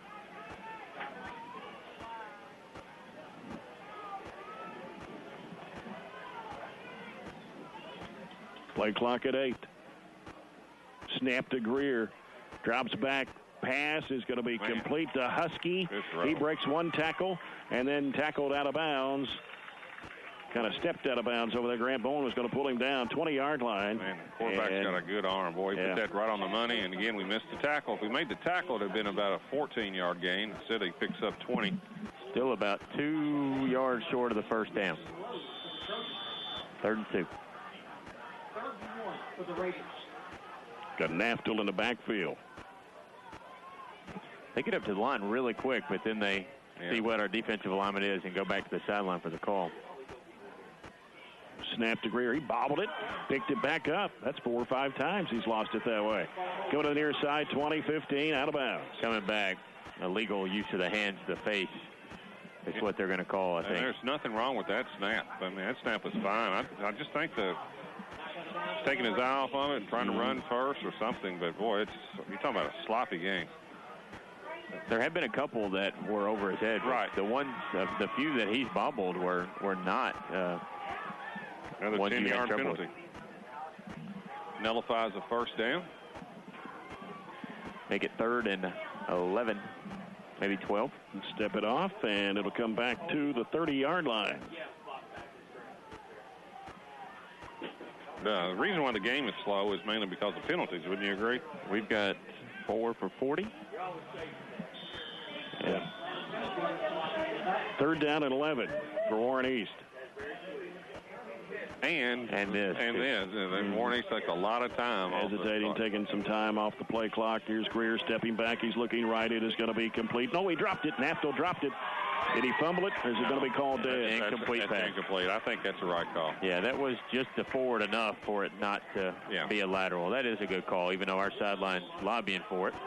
Yeah, that was a forward pass, and he never actually had possession. He bobbled it. The reason it looked so bad was the receiver, actually the back, had to turn around and kind of backpedal to try to adjust to catch the football. And the officials are too slow on making the call. Yeah, that's when you come up and you sail. Make the call. That's correct, rather than being indecisive. 4th and 12. Greer back to throw. Going to throw it deep. He's going to air it out. Going to get any coverage, and it's going to be overthrown. Had Matthew Bellamy with coverage on. It was intended for 4. That's a Husky. Yeah. Good. That was, don't really like the play, but that was just basically a goal route on 4th and 12, and the ball was just thrown. Turned into a Hail Mary almost. Almost a Hail Mary. That's exactly right. Cooper Mannion on the pressure. So, even though Warren has had 21 points, we have stopped them 3 times. Mm-hmm. Yeah. You take away, it literally just the big plays. The 54 and 42, that's the big plays, and they resulted in touchdowns real quick off turn of momentum. Trojans take over. Dalton Ford's back in the game. It's good to see. Yep. Quick pass, broken up. Yeah, trying to get the ball to Max Pena on the slant. That was 58 for Warren East. Dylan Cook, 5'11", 245. Here comes the Wildcat formation into the game. Dalton, little ginger coming off the field there. I think it's his back is what's giving him some issues. Mm-hmm. Trojans get lined up. The wide receiver spot says Zach Johnson is in the backfield. Stanton Gott taking the snap. He's going to keep it. Going to run it strong, and he breaks off 1, but going to be tackled from behind at the 31-yard line. Only a gain of 1 on the play. Got Grant Bowen over here warming up on the sideline. I think he may be the next quarterback up, especially if you have to throw the ball. Mm-hmm. He is a right fielder, outfielder in baseball, so I know he can throw it. 3rd down and 9 for the Trojans. 3 receivers on the near side. Stanton Gott takes the snap. He's going to keep it. Runs it across the 30, trying to get up to the 35. Gain of 3. Yeah. And that's going to bring up 4th and 5. Grant doesn't play that much offense. He has ran the ball a couple times this year, actually has a touchdown. So he knows enough of the offense to get back there and take some snaps and take the calls. It's his clear punting position, I would think, at our own 35. Took a little time to make the decision, but don't mind the clock running. Be under 5 minutes when we punt the football. Only our 2nd punt of the night. Patrick Satterfield is back. And we're not going to get the punt off. No, that's play clock. I'd have liked to probably call a timeout there, but I don't think we realized how quick it ran down on us.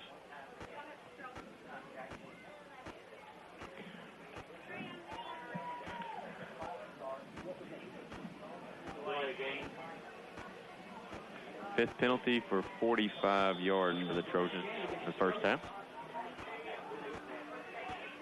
Snap a little low to Mannion, but a high punt, short. Makes a bounce and a roll across the 50 to the 48-yard line. 22 yards. 4:38 to play here in the first half. Warren East 21, Barren County 12. You're listening to Trojan Football on 103.7 WHHT FM. Nash Icon, Cave City, Glasgow, Bowling Green. Also online at espnky.com/Barren County and at barronschools.com/athletics.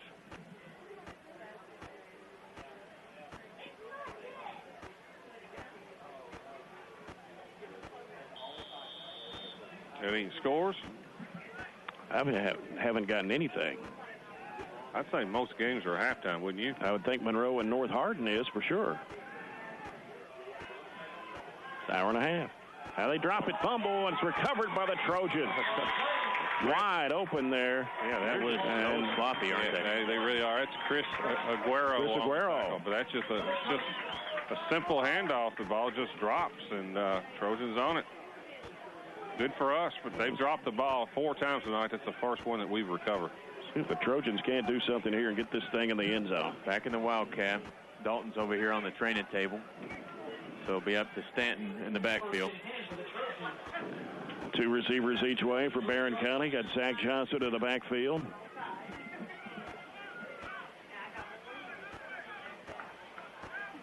Snap to Stanton. God, he's going to keep it. Going to come to the near side. Breaks it free. Down the middle he goes. Still breaking tackles. Still running strong. He'll get inside the 30, down to the 28. First down for Barren County. That's a good hard run by Stanton. Ran over somebody. Got a good block that time by number 6 for the Trojans. That's Johnson. Zach Johnson. He made a really good block right there to just kind of springing. 16 yards. First and 10 at the 27-yard line for Barren. Snap to God again. He's going to run it and try to push his way forward. Wow. Goes backwards down at the 21. He moved that pile probably 4 yards. Yeah, at this pace, Stanton is going to be a tired person at the end of the game. Gain of 4 right there. Good push by the line, and that was a good, strong run by Stanton. Carried it 12 times, 62 yards. There's nothing fancy about this. No. Second down and 5 for Barren. It's all about the numbers game, though. We said earlier, it's about that extra blocker you get. Stanton got. Oh, he slips and goes down at the 24-yard line. When you think about it, the only thing that's stopping us, too, are the last time was the snap that was that Stanton fumbled, and that time he just slipped that time. It's not really Warren East is doing much stopping of us. We're able to get Johnson to take out a linebacker. He's going to be able to get a few yards. Yep. Third down and 7 for Barren at the Warren East 24. Johnson to the left of Stanton Gott. Takes a snap, and he's going to keep it. Runs it off left tackle, and he'll take it to the 20. Bring up 4th and 3.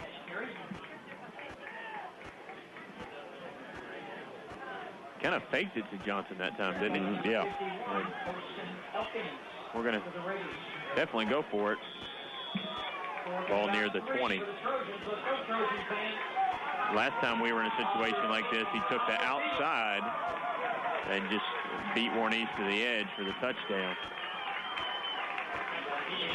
We're going to take a timeout here, surely. Yeah, I guess play clock's at 8.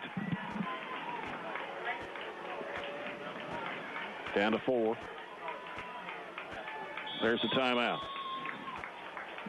2:21 left to play, second period. Warren East 21, Barren County 12.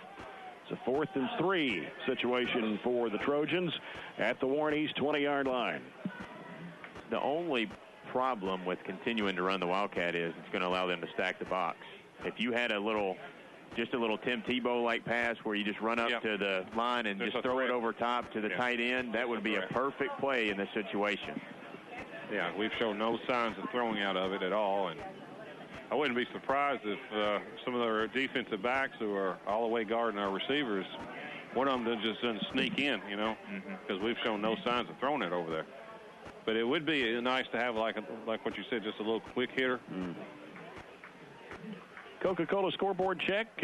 North Hardin leading Monroe County now, 35-7. Greenwood's doubled up Glasgow 24-12, almost halftime there. And it's 35-7. Bowling Green. Only 5 minutes left in the third there. Wow. Moving on. 21-14, Warren East. We still have homecoming, boys. Sorry, South Warren, yeah. Yeah. Bowling Green, the bus for Central Hardin will be back to Central Hardin before we're done tonight. Grant Bowen now in at quarterback for the Trojans. Takes a snap out of the gun. He's looking, still looking. Going to fire it down, and it's going to be intercepted by Chauncey Greer. Well, we got to get him. Tackle. And nobody going to tackle him. He's going to be gone. Gets up to the 50, 45, 40, 35, 30, 25, 20, 15, 10, 5. Touchdown, Warren East. Yeah. That would be 91 yards, I believe. It was intercepted right around the 9, I believe. And it wasn't that the interception was that bad. It's, again, you got to make the tackle. You just you can't give up a 91-yard because that interception was at the sideline. He had no momentum going forward. And it wasn't anything like that. It was right in the middle of the field, and we had, to be honest with you, we had 7 or 8 people that could have at least made the play, you would think. But a lot of times when it's on the sideline, the only people to chase you down is a quarterback, and that wasn't the case that time. He ran all the way back across the field. We've got to make it. No, he's a good player. Don't get me wrong, but you don't expect 91-yard return. Eddie Cano for the extra point try in the air and good. Well, the game has changed.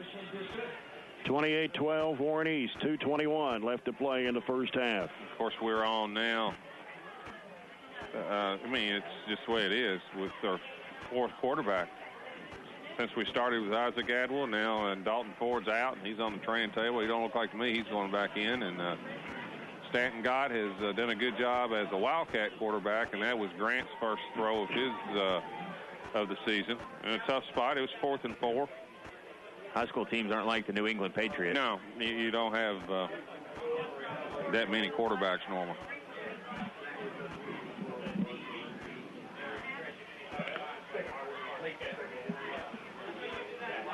.221 left. 28-12, Warren East. And I would say that it's very unlikely that Dalton comes back in the game tonight. Not the way he was laying on the track. No. 42 seconds before the half. Back injuries are sometimes hard to get over. That's what back or rib. I don't really know what it is, to be honest with you. All of it. Hard to overcome when you're getting hit there repeatedly. Eddie Cano, a kickoff from the 40-yard line. Keithan Sturgeon, Matthew Bellamy back to receive it for the Trojans. Barren led at one time 12-7, but it was after that onside kick and the fumble that everything is just turned completely around.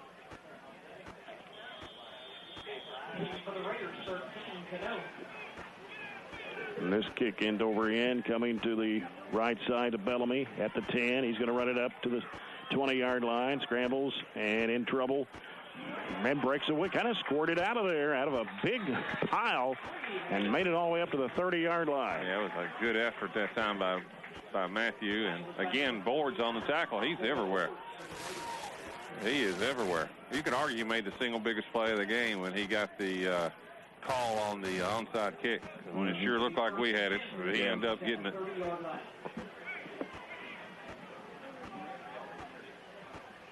Grant Bowen will stay in there.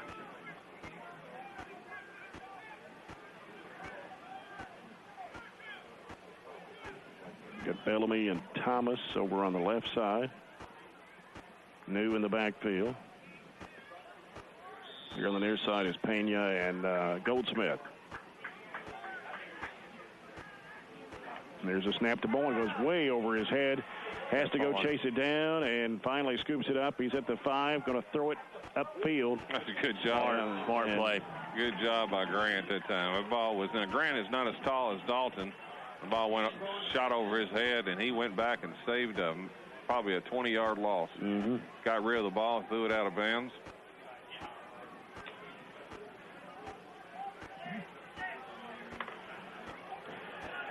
Going to go back to the Wildcat, I think.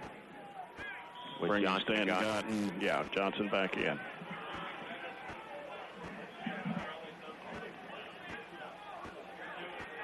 Got Bellamy, Thomas, Pena, Goldsmith, the wide receivers.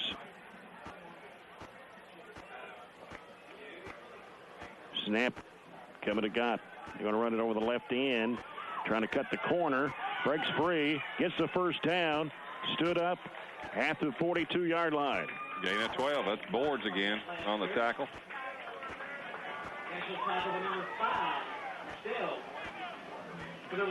Wildcat has worked quite well for the most part. You know, the times it is not, we've kind of shot ourselves in the foot. Dropping it or too high of a snap, a slip. 1:40 left in the half. Trojans, 2 receivers each way. Snap to Gott. Gott trying to break down the middle and stopped at the 43-yard line. Gain of about 1. It was number 49 again, Boards, and also number 40, Jordan Brown, freshman, on the tackle. Actually, going to give Gott a couple of yards. Up to the 44-yard line. So come down in a minute to play in the first half. I don't think we're going to be in a ton of hurry.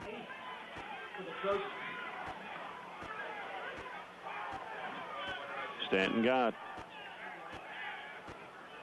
gets a snap. He's going to run it. Got some blocking in there, and he'll take it up to the 47-yard line. Gain of 5. Actually 3 because they're at the 44-yard line. Probably 1 play left in the half. At the pace we're going, 30 seconds left. We have a timeout, but I don't think we're going to use it to extend. Showed no signs of throwing it out of this Wildcat look. I think every time we've been back there, Gott has ran the football. That's why he's got 17 carries tonight. Mm-hmm. Stanton Gott going to keep it. Cuts back in the middle. God, boy, that is. Stop him at the 50-yard line. Boards again. Just a wall, isn't he? And that should do it, unless somebody has called timeout. Warren East calls timeout 3 seconds ago. I don't really know why. They're going to make us run another play. It's 4th down, so the only thing they're doing is making us run another play. All you got to do is run around. Just run the Wildcat. Just run it. Yeah. Straight ahead. I think they're out of timeout, so they can't do anything, and a snap and a run is going to run 3 seconds off. That's right. I don't know. Warren East coach out there questioning things now. Not sure. Greenwood leading Glasgow at halftime, 24-12. You want a half second put back on the clock? I'm not sure what he's arguing about.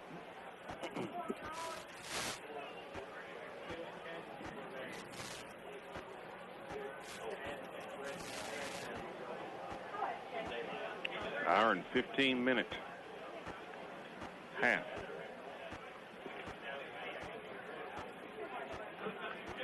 I hope the Corvettes are cranked and ready to go down here. I believe they're lined up. They're ready to go. We'll have that on the air for you here momentarily at halftime. All the homecoming candidates and escorts. I mean, really, you could punt the ball, but I mean, there's no reason to do that. I mean, you could kick it out of bounds and not give them a chance to return it, but just run the Wildcat. Yeah. I don't know why they're in the formation they're in either, to be honest with you. They're in they're two deep prevent. They're all the way back to they're 50 yards back. If you call timeout, that's not the defense I would expect to be in when you call timeout. Awesome. They just run the ball right here. Snap coming to Gott. Gott coming to the near side. He's going to be tackled from behind. And guess who made the tackle? That's Boards. Loss of 3, 4. He's a heck of a player. That ends the half. And Warren East leads it here at the break, 28-12 over Barren County. As we get set for the homecoming activities here, our halftime report, which will probably be an abbreviated one, brought to you by Zaxby's, proud sponsor of Barren County High football. Come by Zaxby's on Happy Valley Road before or after the game. Halftime stats sponsored by Southern States of Glasgow and Horse Cave. We go through the scoring summary here quickly. 42-yard run by Patrick Satterfield. 11:02 to go in the first quarter. 6-0. Cano kicked the extra point to make it 7-0. 11-yard run by Dalton Ford for the Trojans. 6:25 to go in the first. Kick fail made it 7-6. Stanton Gott for Barren County on an 8-yard run with 1:39 to go in the first quarter. 2-point conversion failed. Trojans led 12-7. And then with a minute 23 to go in the first, a 54-yard from Patrick Satterfield, 13-12. Cano with a kick made it 14-12. Second quarter, 14-yard run from Naftel made it 20-12 with a kick, but Cano 21-12. And then Chauncey Greer with an interception, 91-yard run with 2:21 left in the half.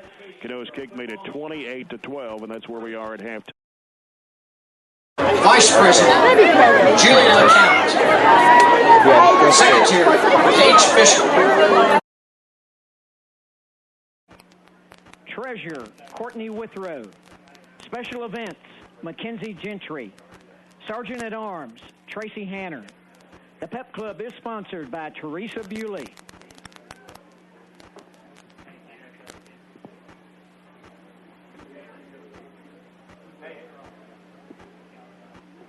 And now for your candidates. Our first candidate is Miss Sarah Piper, a senior, sponsored by the band. She is a daughter of Sherry Froggett, Billy Froggett, and Nathan Piper.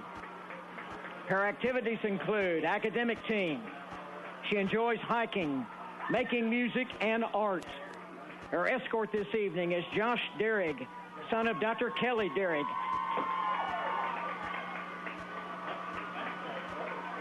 Our next candidate is Miss Tamara Combs, a senior, sponsored by the Green Team. She is a daughter of Tiffany and Tim Combs. Her activities include Green Team, Track and Field, and Dance Team. She enjoys adventuring and being active. Her escort this evening is Trevor Strange, son of Todd and Sheila Strange. Our next candidate is Miss Taryn Curley, a senior, sponsored by the Beta Club. She is a daughter of Scott and Dawn Curley. Her activities include Beta, HOSA, Magnet, Biomedical Program, and she attends Emmanuel Baptist Church Youth Group. Taryn enjoys volunteering and tutoring at Barren County Middle School. Her escort this evening is Brandon Burks, son of Barb Brooks, Scott Burks, and Kim Prophet Burks. Our next candidate is Miss Leah White, a senior, sponsored by the Broadcasting Club. She is a daughter of Jimmy and Diane White. Her activities include All About Dance Team. Leah enjoys dancing, hiking, and hunting. Her escort this evening is James Johnson, son of Paul and Karen Johnson. Our next candidate is Miss Sarah Lawson, a senior, sponsored by the Dance Team. She's a daughter of David and Teresa Lawson. Her activities include Dance Team and band. Sarah enjoys dancing and playing percussion. Her escort this evening is Dylan Gibbons. Our next candidate is Miss Raina Rodriguez, a senior, sponsored by FBLA. Her daughter is Lori Pointer. Raina's activities include Beta, FBLA, Broadcasting, Foreign Language Club, and Academic Team. She enjoys art and reading. Her escort this evening is Jared Tunks, son of Russ and Chris Tunks. Our next candidate is Miss Avery Longston, a junior, sponsored by FCA. She is a daughter of Cynthia and Keith Longston. Avery's activities include Beta, yearbook, and softball. She enjoys photography, being involved in youth group at Calvary Baptist Church, and playing with her dog, Bella. Her escort this evening is Caleb South, son of Christy and Barry Smith. Our next candidate this evening is Miss Callie Bellamy, a senior, sponsored by FCCLA. She is a daughter of Jonathan and Lisa Bellamy. Callie's activities include SAD, FCCLA, and volleyball. She enjoys playing volleyball. Her escort this evening is Nick England, son of Charlie and Michelle England. Our next candidate is Miss Michaela Davis, a senior, sponsored by FEA. She is a daughter of Jennifer Longston.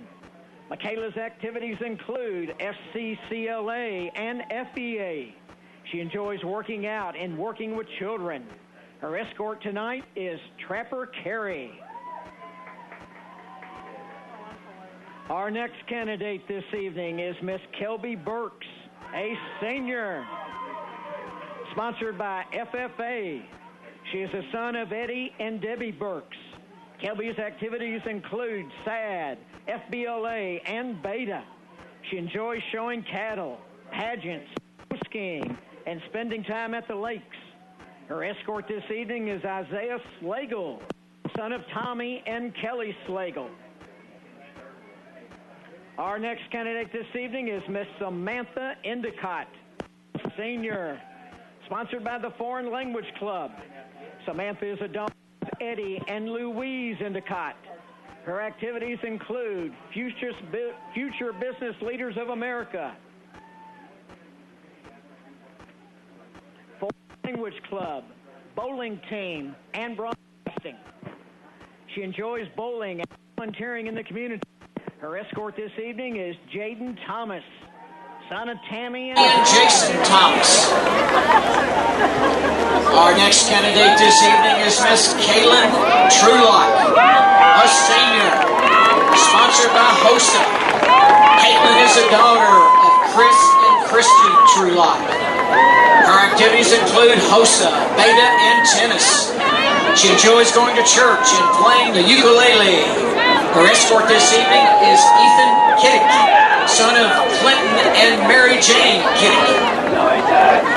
Our next candidate this evening is Miss Valerie Smith, a senior, sponsored by JROTC. Valerie is a daughter of Michael and Luann Smith. Her activities include JROTC, bowling, and marksmanship. She enjoys bowling and reading. Her escort this evening is Mason Gooden, son of Beth and Jeff Cooper. Our next candidate this evening is Miss Mallory Pettigo, a sophomore, sponsored by the SAD Club. Mallory is a daughter of Ivan and Michelle Pettigo. Her activities include basketball, softball, SAD Club, FBLA, and FCA. She enjoys going to the beach, showing horses, and shopping. Her escort this evening is Landon Key, son of Mark and Amy Key. Our next candidate this evening is Miss Erin Walton, a senior, sponsored by Social Studies Club. Erin is a daughter of Eric and Debbie Walton. Her activities include Social Studies Club, Foreign Language Club, Broadcasting Club, Beta, and bowling. She enjoys Netflix and cooking. Her escort this evening is Tristan Green, son of Todd and Lori Green. Our next candidate is Miss Bailey Taden, a senior, sponsored by the Y Club. Bailey is a daughter of Danya and Roscoe Peak. Her activities include Y Club, soccer, HOSA, and Pep Club.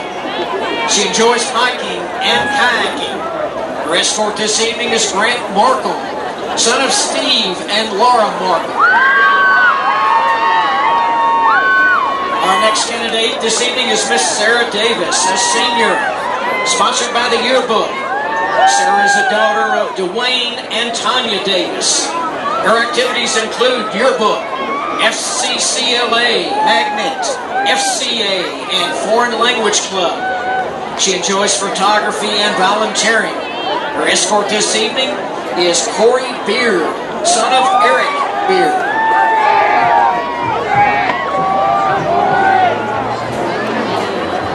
The Pep Club and fall sports teams have both nominated candidates.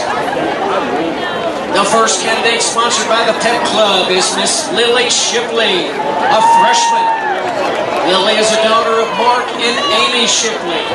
Her activities include Pep Club, FBLA, Beta, FCA, Girls Golf, Cheer, and the Y Club. She enjoys cheerleading, golfing, and shopping. Her escort this evening is Mason Gillen, son of Angela and Alan Gillen.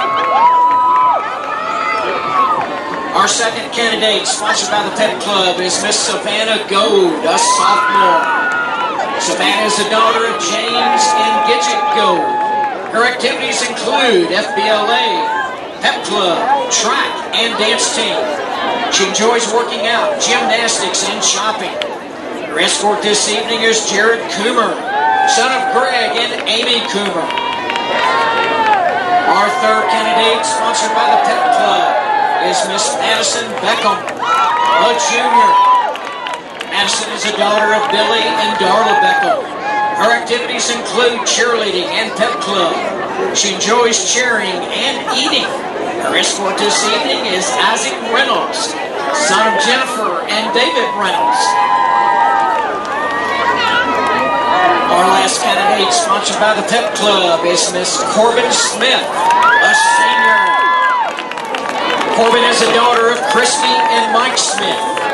Her activities include cheerleading. She enjoys stunning, tumbling, and eating. Her escort this evening is Will Jackson, son of Cindy and Shelton Jackson. Now for our fall sports candidates. Our first candidate, sponsored by the fall sports, is Miss Micah Burrell, a freshman. Micah is a daughter of Stephen and Kathy Burrell. Her activities include cheerleading, FBLA, FCLA, Y Club, and Pep Club. She enjoys cheer, hanging out with friends, and drawing. Her escort this evening is Landon Campbell, son of James and Kimberly Campbell. Our second candidate, sponsored by Fall Sports, is Miss Maddie Murray, a sophomore. Maddie is a daughter of Kathy and Maxie Murray. Her activities include cheerleading and Pep Club. She enjoys going to the lake. Her escort this evening is Brandon Whitty, son of Lee and David Whitty. Our third candidate, sponsored by Fall Sports, is Miss Hadley Hammer, a junior. Hadley is a daughter of Heather and Bart Hammer. Her activities include soccer, softball, and basketball. She enjoys camping and going to the lake. Her escort this evening is Colton Montgomery, son of Felicia and Joe Montgomery. Our last candidate, sponsored by Fall Sports, is Miss Mackenzie Gentry, a senior. Mackenzie, the daughter of John and Andrea Gentry. Her activities include FBLA, SAD Club, Pep Club, soccer, and tennis. She enjoys pageants in the lake. Her escort this evening is Taylor Gross, son of Bruce and Bridget Gross. The Pep Club would like to say thank you to Ellen Blevins, Greer's Florist, Unique Gifts, Redman's, and Greenleaf Nursery.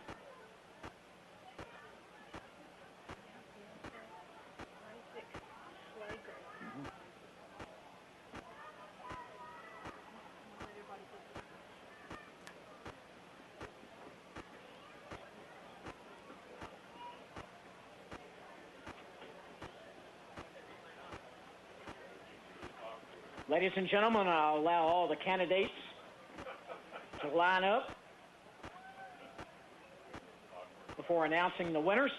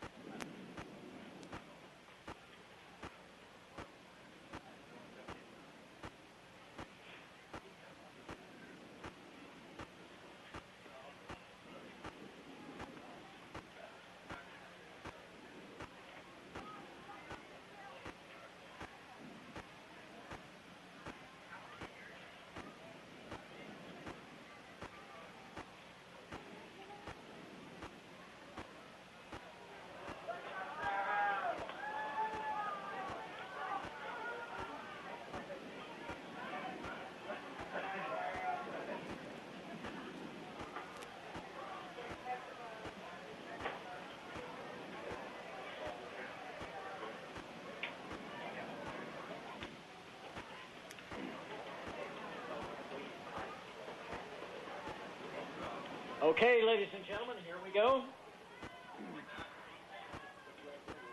The Pep Club would like to announce the 2016 Homecoming King first runner-up, Brandon Whitty, son of Lee and David Whitty.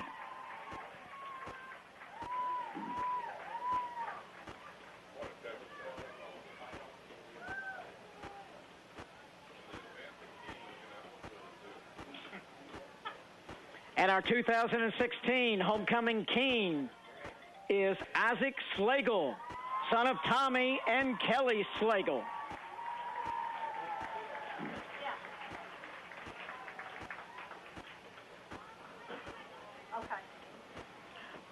The Pep Club would also like to say a special thank you to the Corvette owners and drivers for this evening.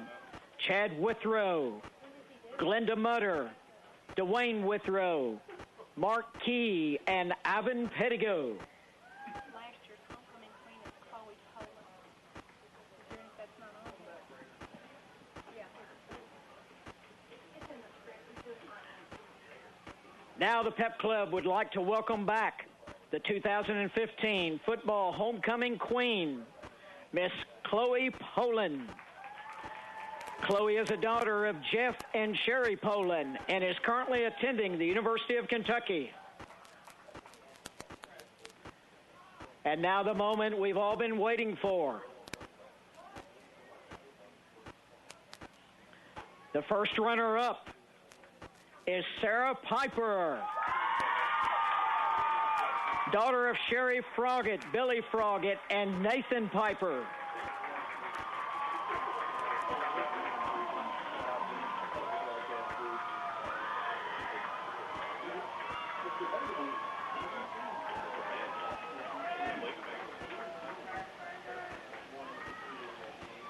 And the 2016 Barren County High School Homecoming Queen is Kelby Burks,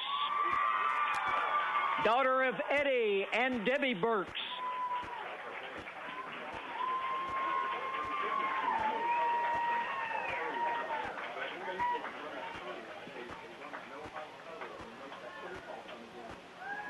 Ladies and gentlemen, let's give a big round of applause to all the homecoming candidates and their escorts for this evening.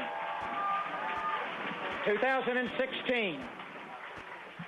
Thanks to Mr. Glenn Bird for tonight's homecoming festivities. We're going to take a break, come back with a halftime stats in just a moment as the Trojans trail Warren East here at the break, 28-12 on 103.7 Nash Icon.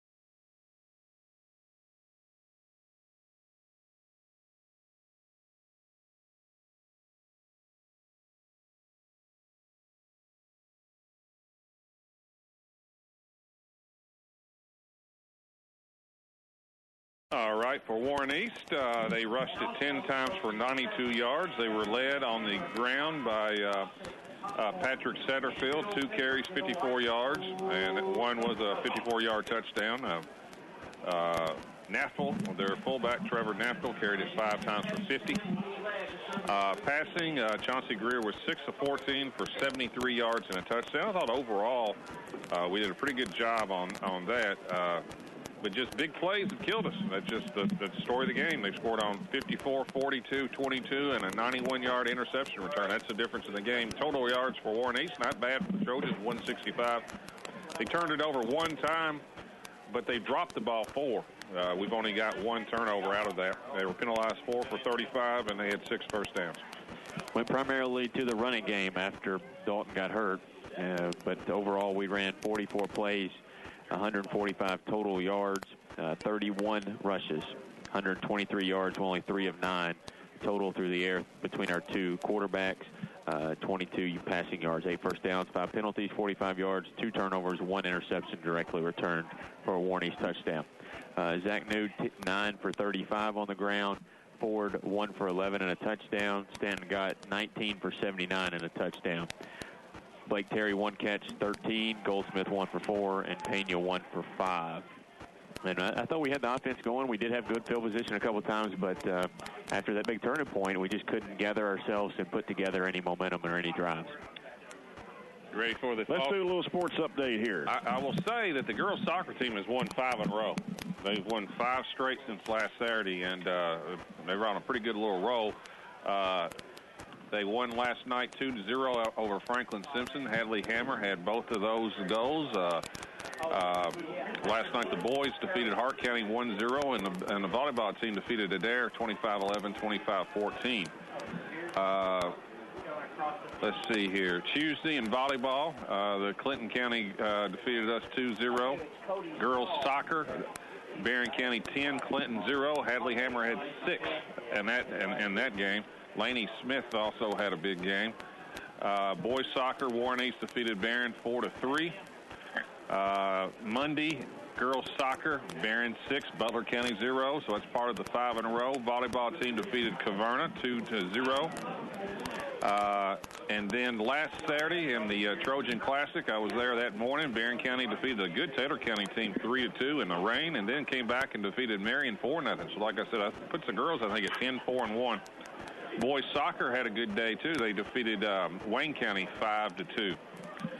Girls golf at the Lexington Henry Clay Invitational. We were 4th out of 18. I think we mentioned that last week, didn't we? In cross country, girls, Kirsten Thompson finished 6th out of 120 runners at the Central Hardin Invitational. Cater Roeder was 15th. The team finished 9th. And boys, Brandon Reed finished 17th out of 133. And last Friday, I think we mentioned this on the air last week, the Bullet East defeated Barren in soccer 4-1. Yeah. So that's all the kind of the high school sports that we've had time to now. But anytime you can check the online sports update anytime after each day after the previous night. The softball team, the middle school softball team, we'll say won the 15th district championship 8-6 over Allen County. That's the first middle school softball championship in school history. I don't know how long they've been playing middle school softball, probably eight years or so. And it's our first championship. I think Allen County's had a pretty good stranglehold on it. So congratulations to Coach Murphy and the middle school girls. Getting ready for the Farmers RECC Jackie Browning Memorial second half kickoff and third quarter of action, sponsored by A.F. Crow and Son Funeral Home, reminding everyone, please do not text and drive. Anytime you'll check a score from middle school to high school on our website at barronschools.com/athletics and just click on the sports report. Find out all the scores and results from middle school all the way through varsity action. As kickoff by Cano, end over in, and it's going to be caught by Bellamy at about the 10. He's going to bring it back to the 15, cuts up to the 20. And will be tackled there right around the 20-yard line. And a penalty right around the 20. Well, we had a successful homecoming by your ranking. We got it in quickly. No penalties, but we start the second half with one, and we're going to have terrible field position. Well, he picked up the penalty. You wave it off? Call. He just picked it up. He must have just dropped it or something because there's no call. Well, Still not great field position at the 20, but could have been worse. Let's see. It looks like Grant Bowen is the quarterback. Yes. He and Zach New are in the backfield. Like I said, Dalton Ford was injured in the first half, and don't see him coming back at all. I think the official word was he's out. Hand off to New. New only going to pick up about a yard or two on the carry. So they're going to bring up second down and 8 for Barren County. 11:42 to play here in the third quarter. Trojans trailing 28-12. Grant Bowen, the quarterback. Zach New in the backfield. We got 2 receivers each way for Barren County. Yeah, I am. I made time before Bowen on the snap gets the looking to throw, and it's going to be complete to Goldsmith. First down. Yeah, 32-yard line. Good throw by Grant. Right here on the near sideline. Yeah, Grant rolling out to his right that time and made a nice little about a 10-yard out pattern to Goldsmith. Number 11, Matt Goldson. Now, Grant gives us a little bit more of a dual threat than Stanton got in the Wildcat. Bowen takes a snap, hands it off to New. Takes it left side. And no gain. No, going to get. Yeah. I think he got to the 34. 1 yard. Yes. Stanton Gott did a very good job out of the Wildcat. Don't get me wrong. He rushed it for about 70 yards, but did not throw it at all. I think Grant is a little bit more of a thrower than Stanton, what I have been able to see. 2 receivers again for the Trojans as Grant Bowen out of the shotgun, New to his left.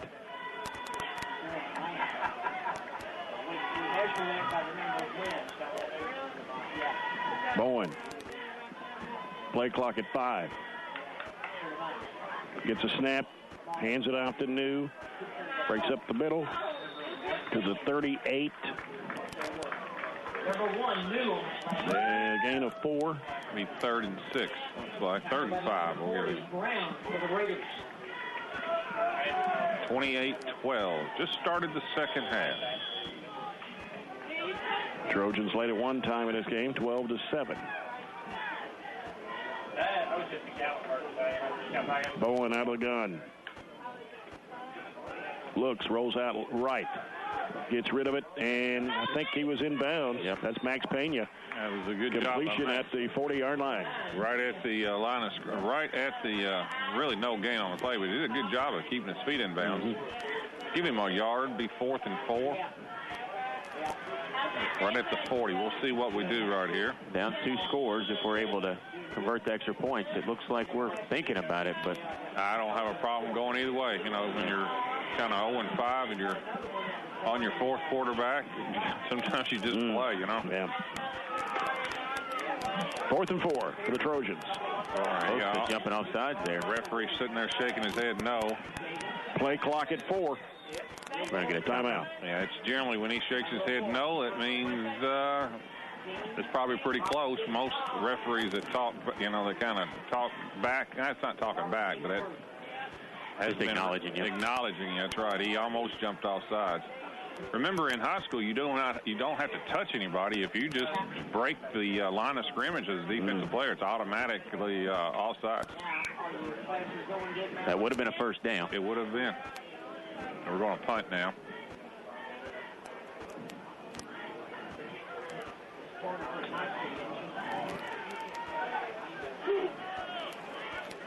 Cooper Mannion back at the 27-yard line. This is the guy that was on the Warren East sideline in the previous half on the fumble we didn't get. So he's on Barren's side. He may hear that before the game's over, I'm sure. Pat Satterfield back for Warren East. Mannion dropped it, and he shanked that one, boy. Oh, wow. Oh, boy, it went straight. Running down the field is Husky. Husky is going to be up in it, flies out of bounds. Good play by Cooper, but Cooper, there was almost no rush. One player rushed it, and Cooper dropped the snap and just kicked it very low, and the ball was actually it was deflected by 58 for Warren East, and it went probably 15 yards right at the Warren East player, and he returns it all the way to Husky. He returns it all the way to the 14 of Barren. If it wasn't for Cooper Manning, he was the only one who could make the tackle. He made a good play. But anyway, that's unfortunate. Our kicking game has been very good this year, but that one was a mistake. Warney's with it at the 14-yard line. Actually, the 13-yard line. And as they come out to get lined up, going to have Greer. And got Naftel in the backfield. 2 receivers each way. And there's the snap and the handoff to Naftel. Naftel trying to go right up the middle, and will take it to about the 8-yard line.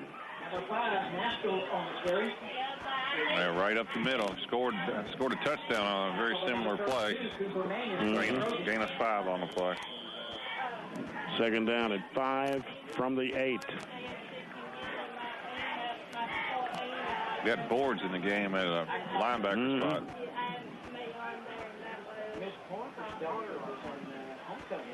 Yeah, he's back there with Greer and Naftel. Got Satterfield here on the near side with a receiver. And this handoff coming to Naftel. He found a hole and almost fumbled it down there. Looked like a 2. Kept it, though, and so that's a first down. It'll be first and goal at the 2.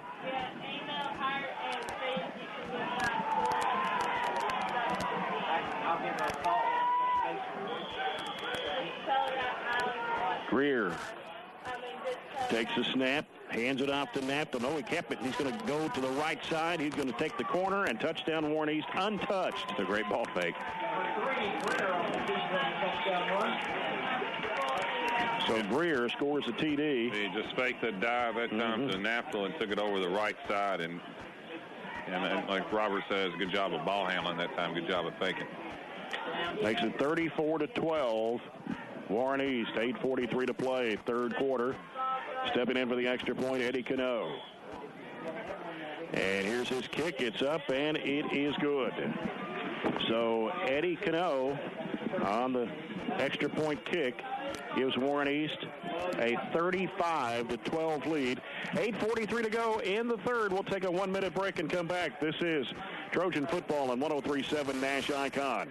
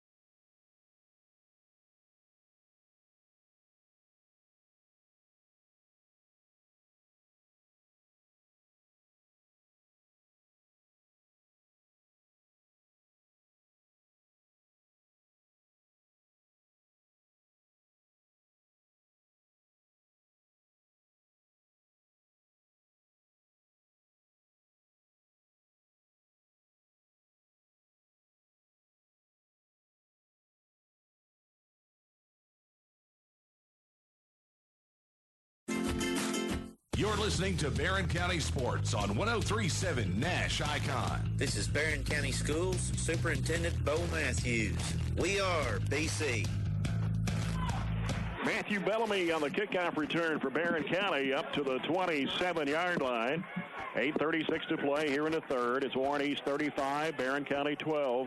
Jay Turner with John Butler, Robert Bauer from Trojan Field.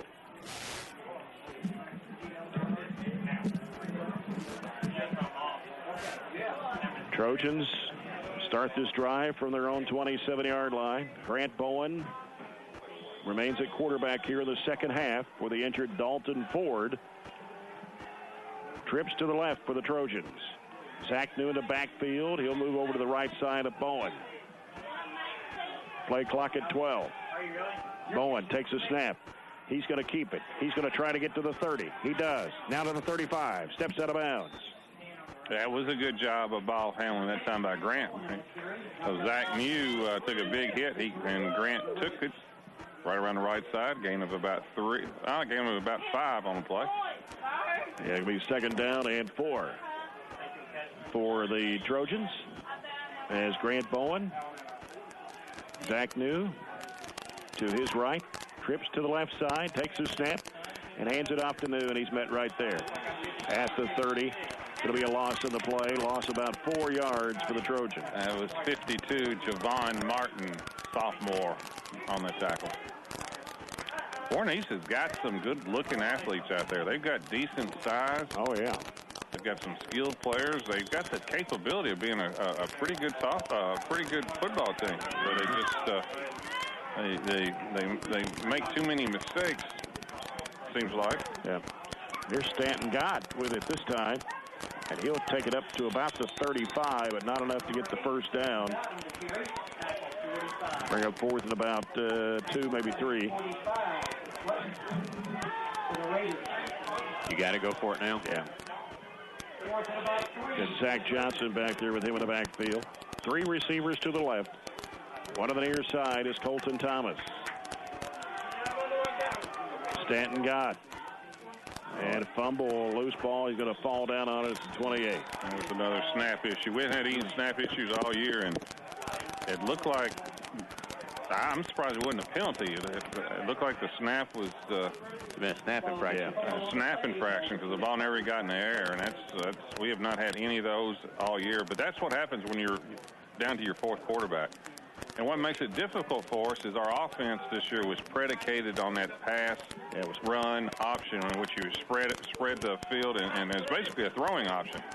And, you know, when you lose your quarterback and then you lose your next quarterback, and now it becomes, you know, it's very difficult to run that specialized of an offense on your 4th quarterback. Yeah. And that's kind of where we are right now.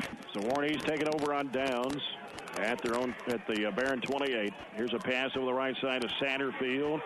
Oh, he's shifty, and he's going to run. He's going to take it in for the touchdown. Got a good block early on. Yeah, he did. Got a really good block, but you know that's just again that's all that is the pass went 2 yards and he ran it 28, and that's just an athlete that's better than our athletes for the most part. That's how Western makes a living on a lot of their offensive series. You'll hopefully see that tomorrow against Vanderbilt. But they just throw it out there and let an athlete make a one-on-one move and get a block, and you see what happens. Yeah, there was one really good block out of that. But again, Satterfield's the best athlete on the field, and that's his 3rd touchdown tonight. 2 running and 1 receiving. I mean, 2 receiving and 1 running. I mean, he's just dominating the game. Gano makes it 42-12, 7:16 to go. Back in a minute on 103.7 Nash Icon. Have you inquired about CD rates lately? With interest rates so low, it's almost impossible to earn extra money on your savings. Let me tell you about our investment checking account at the People's Bank, a great alternative to the traditional certificates of deposit. The interest rate varies based on how much money you have on deposit. The more you have, the more you earn. Stop by our office on Happy Valley Road next to Papa John's Pizza for more details. The People's Bank, working for you, member FDIC, equal housing lender. $2,500 minimum deposit required in order to earn interest. Tiered variable interest rates apply depending on deposit balance. It's summer propane fill time. Save money now. Take advantage of the lowest price of the season from Southern States Glasgow Co-op. Lock in your prices now for 2016-17. Southern States also carries 20-pound propane tanks for your outdoor grills. They'll fill them when you bring them in. Call Southern States to find out more. 270-651-6167. Southern States, Horse Cave in Glasgow. Farmer-owned since 1923. You're listening to Barren County Sports on 103.7 Nash Icon. This is Amanda Wright, Barren County Board of Education member. We are BC. Back at Trojan Field, here's the kick by Warren East Eddie Cano. Caught on the right side by Bellamy. Bellamy will try to take it to the 15. Cuts up to the 20. Now trying to get to the 25. Ooh, he's hit hard about the 23-yard line, and he may be down. Yeah, that's shaken up. Yeah, quite a bit. He's not moving around. Matthew took a big hit, and that was the same player, 49, who can really play, Isaiah Boards. Matthew normally bounces right up, and he did not get up on this one.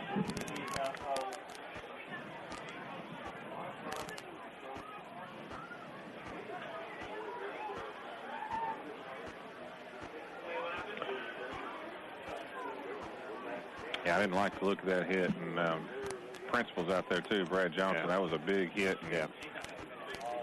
Let's take a break, and we'll come back with an entry timeout here. 7:10 to go, 42-12 in favor of Warren.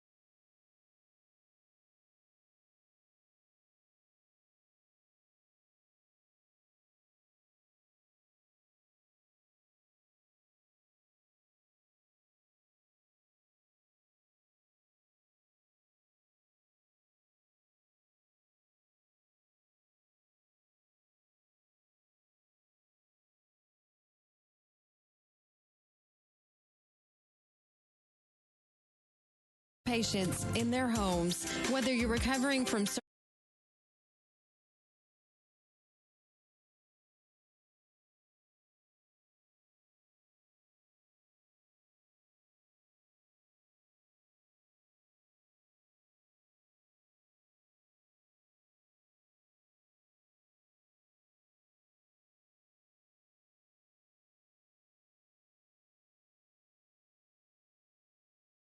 That's how Kentucky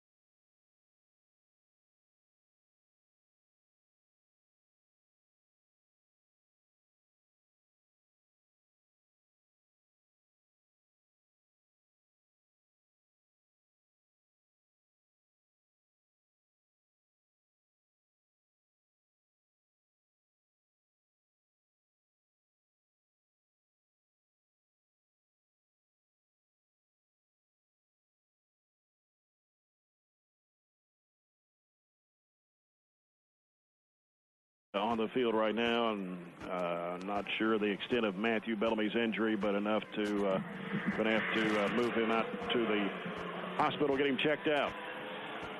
Yeah, I mean, he's got good care, I can tell you that. But anytime the ambulance comes out, that's not, you know, what you want to see. He does have movement in his legs, because I did see that, but he is, you know, under some care right now. So we just hope and pray for the best right now. We are at 7:10 left in the third, with Warren East leading Barren County 42-12. Next week, we'll be on the road down at Greenwood to take on the Gators at the Swamp. 7 o'clock kickoff time, 6:35 broadcast time here on 103.7 Nash Icon. This will take some time, so I want to talk about, see if we got any other scores there, Robert. Okay. I haven't gotten anything from looks like anybody here lately. So Greenwood's up over Glasgow 32-12. That's with just a few seconds left in the third quarter. And we are, from up here, we're completely blocked. The ambulance is in front of where Matthew is, so we don't exactly know what's going on. But, boy, there's a lot of people out there. Just hope for the best right now. Yeah. It's always something that you fear. Hopefully it's precautionary and everything will be fine. Mind you're listening to Trojan Football at 103.7 Nash Icon, WHHT FM, Cave City, Glasgow, Bowling Green.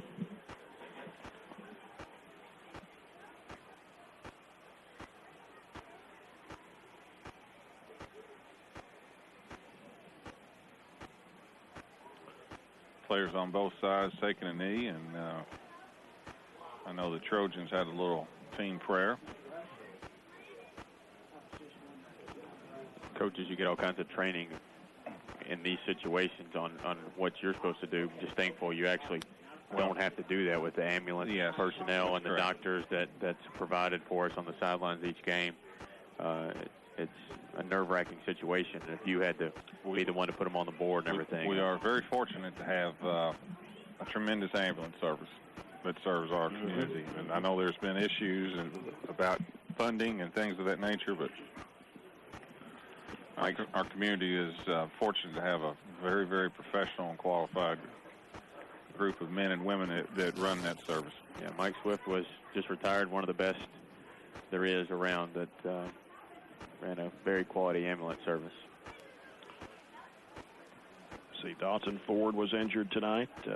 He's on crutches. He's on crutches right now. So he has ice around his side. Yeah. I don't know if it's hip or ribs or what.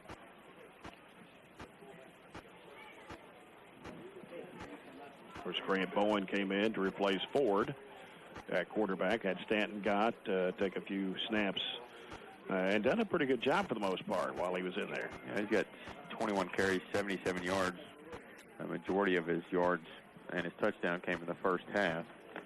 Dalton has her other touchdown. Both touchdowns tonight have been on the ground.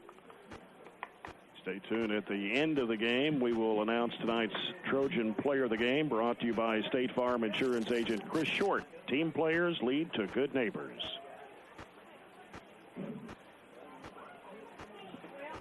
Again, we're stopped in play with 7:10 to go in the third due to an injury to Matthew Bellamy. Still waiting to load him up in the ambulance, take him to the hospital to get checked out. It's 42-12, Warren East.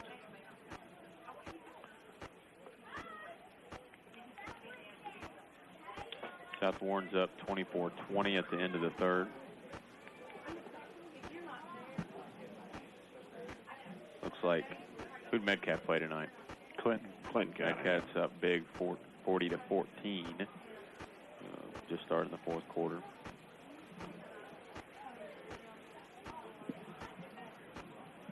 Well, it's hard to, in fairness, it's hard to have a conversation about other things right now when it's a very serious matter on the field.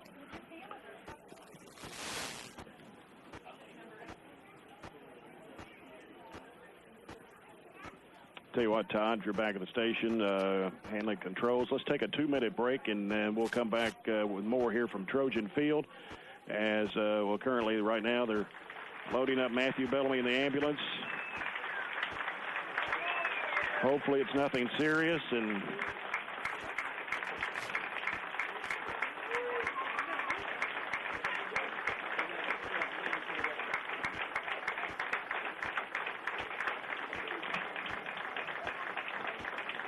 but let's take a break right now. 7:10 to go in the third. 42-12. Warren East on 103.7 Nash Icon.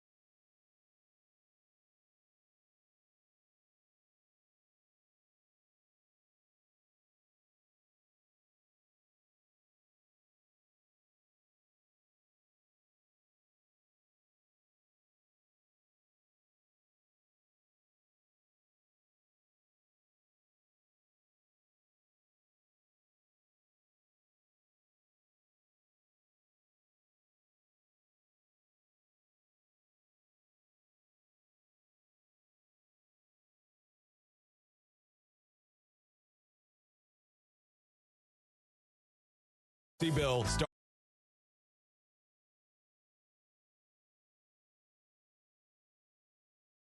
with no call details equals reduced rates for you. That's not all. SCRTC has 3 new long-distance rate plans available. Call today and let SCRTC help save you money. Did you know that some healthcare professionals still make house calls? Amedisys Home Health Care is a group of compassionate professionals who deliver the best care to our patients in their homes. Whether you're recovering from surgery or recuperating from an illness, our home health nurses, aides, and therapists can provide medication and treatment to you in your home. If your doctor orders home health care, ask for Amedisys Home Health Care, covering Barren, Allen, Hart, and surrounding counties. You'll receive the quality, patient-focused home health care you need and deserve. Amedisys Home Health Care, 270-651-7640. You're listening to Barren County Sports on 103.7 Nash Icon. This is Kerry Dilley, Vice Chairman of the Barren County Board of Education. We are BC. Back at Trojan Field, 7:10 to go here in the third quarter. It is Warren East 42, Barren County 12. As ambulance now getting ready to take Matthew Bellamy onto the hospital for observation checkout, and hopefully it's nothing serious. Yeah, I hope it's precautionary. It's clearly precautionary. I don't know the extent. I know he was talking and things of that nature, and he took a big hit on both sides that time on that kickoff return. So the ambulance is there for a good reason, and it is. He will be. He can't be in better care. That's just the bottom line. As a coach, they can train you all they want to, but you're not going to get full training to be a doctor or a nurse in any type of training.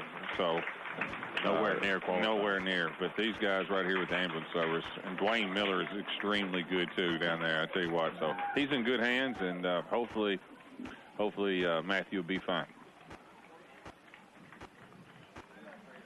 Take a look at the Coca-Cola scoreboard check here real quick. Greenwood leading Glasgow after 3, 38-12. Yeah, that's a little surprising that the score is that much. But Greenwood is one of the top 10 5A schools, and they're very physical. I mean, very physical. And it's a tough matchup for Glasgow, though Glasgow has size and speed too.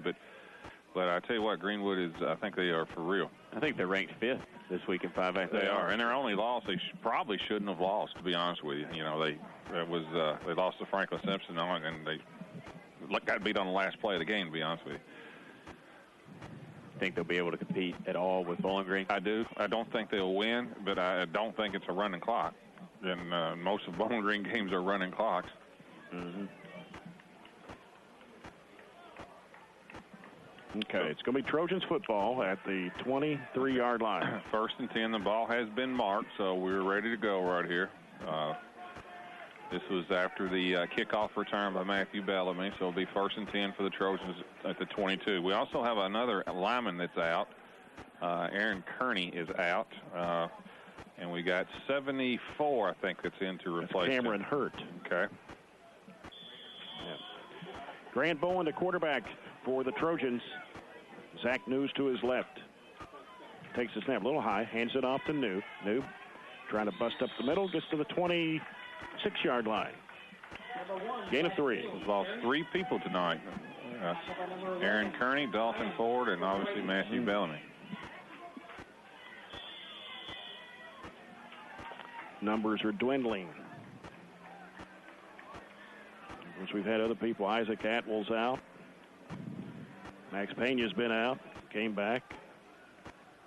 Grant Bowen was out earlier in the year. Bowen takes the snap, hands it off to New. And he's just not getting anywhere. And here's a late flag coming in after the play. Could be a flag. I'm not really for sure.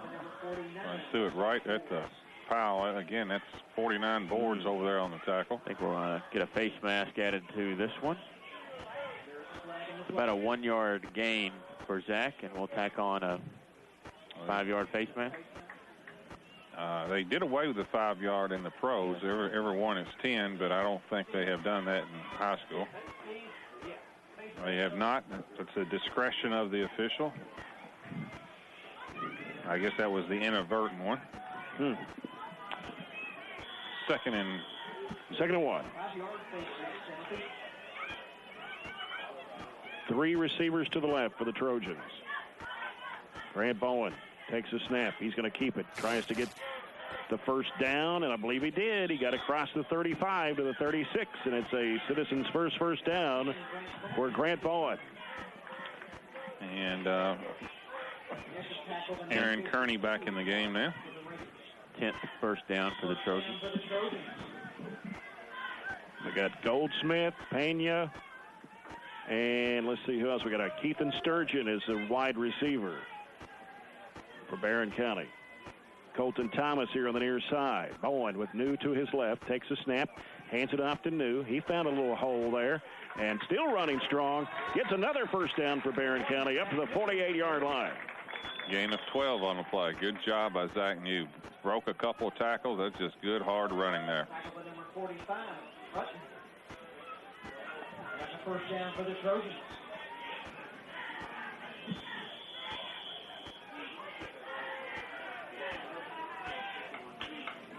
Grant Bowen takes a snap, bobbled it, loose ball, and it's still, that thing's being knocked around everywhere, and got it back.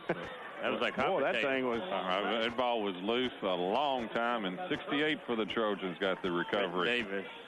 Brenton Davis. Yeah, that ball shot up in the air 2 or 3 times, just start off with a fumble exchange with Grant and Zach New, and very fortunate, to say the least. 2nd and 12 for Barren. Now Stanton Gott is on the field with Grant Bowen.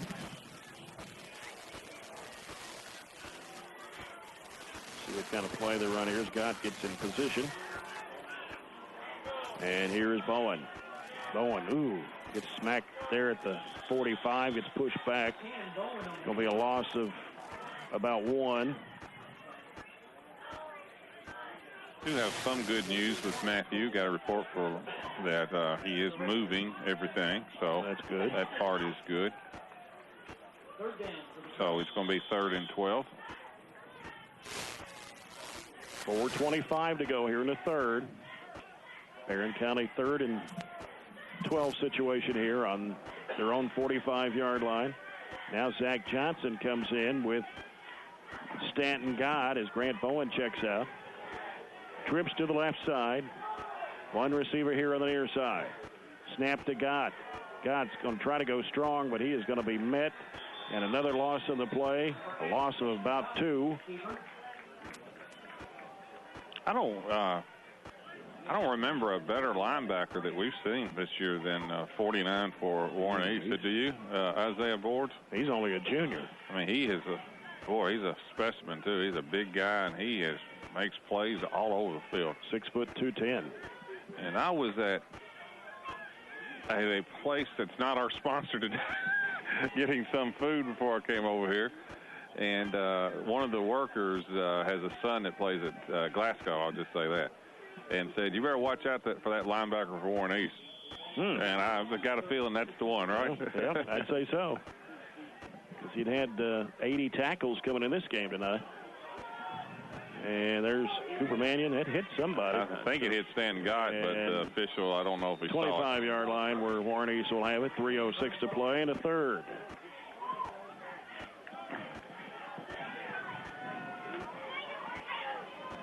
Homecoming 2016 here at Barren. Homecoming queen announced earlier, Kelby Burks.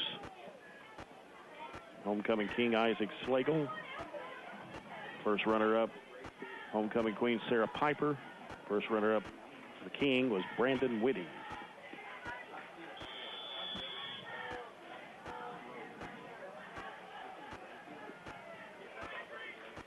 Warren East has only run 3 offensive plays this quarter. Got Naftel in the backfield. 3 receivers right for Warren East. Play clock is at 6. Greer down to 2. And they're going to get a delay of game penalty here.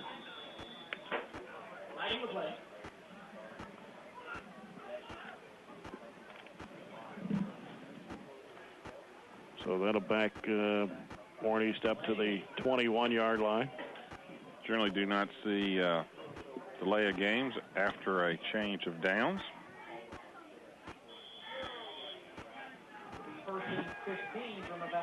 Three receivers right again for Warren East. Greer steps back. And a quick pass coming to the right side. That is a new player in the game, and he is quickly headed downfield before he steps out of bounds at about the 43-yard line. Was that number 19? Yes, Proctor. Jaston Proctor. Jaston Proctor, the runner for Warren East. 5'5", 115, sophomore. Gain of 21, 22 actually. First time Proctor's handled the ball tonight. Actually was started as slot. Greer hands it off. And got a little running room, taking it across the 50 to the 48. Naftel on the run again. Gain of 8.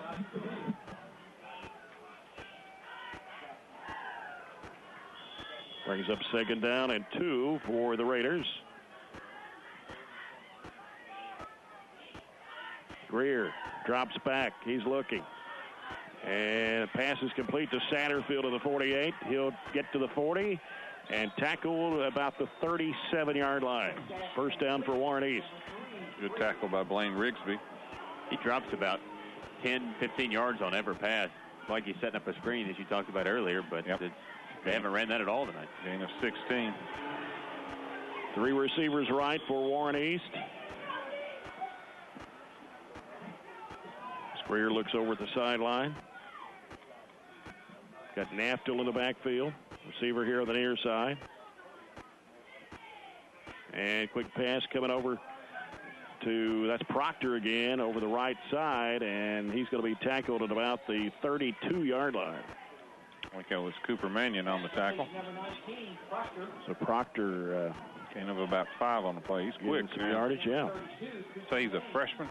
Sophomore. 5'5", 115. Little guy. But he's got some speed. 2nd and 6. Satterfield gets set up with 3 receivers here on the near side. One split out wide to the right. Greer drops back. He's looking. Going to throw long. And it is going to be touchdown.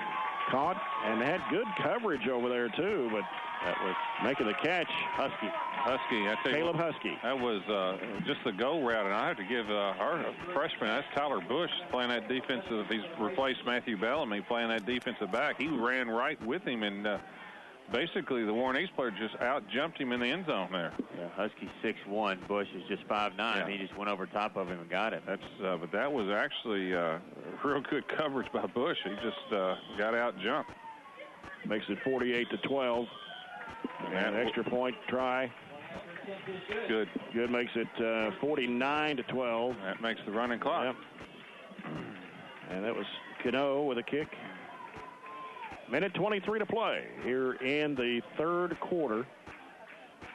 And just got an updated score on the Coca-Cola scoreboard check. Metcalfe County leading Clinton County 54-14 with 4 minutes left in the game. Yeah, Metcalfe is a good football team, and their schedule has been lights better than Clinton County.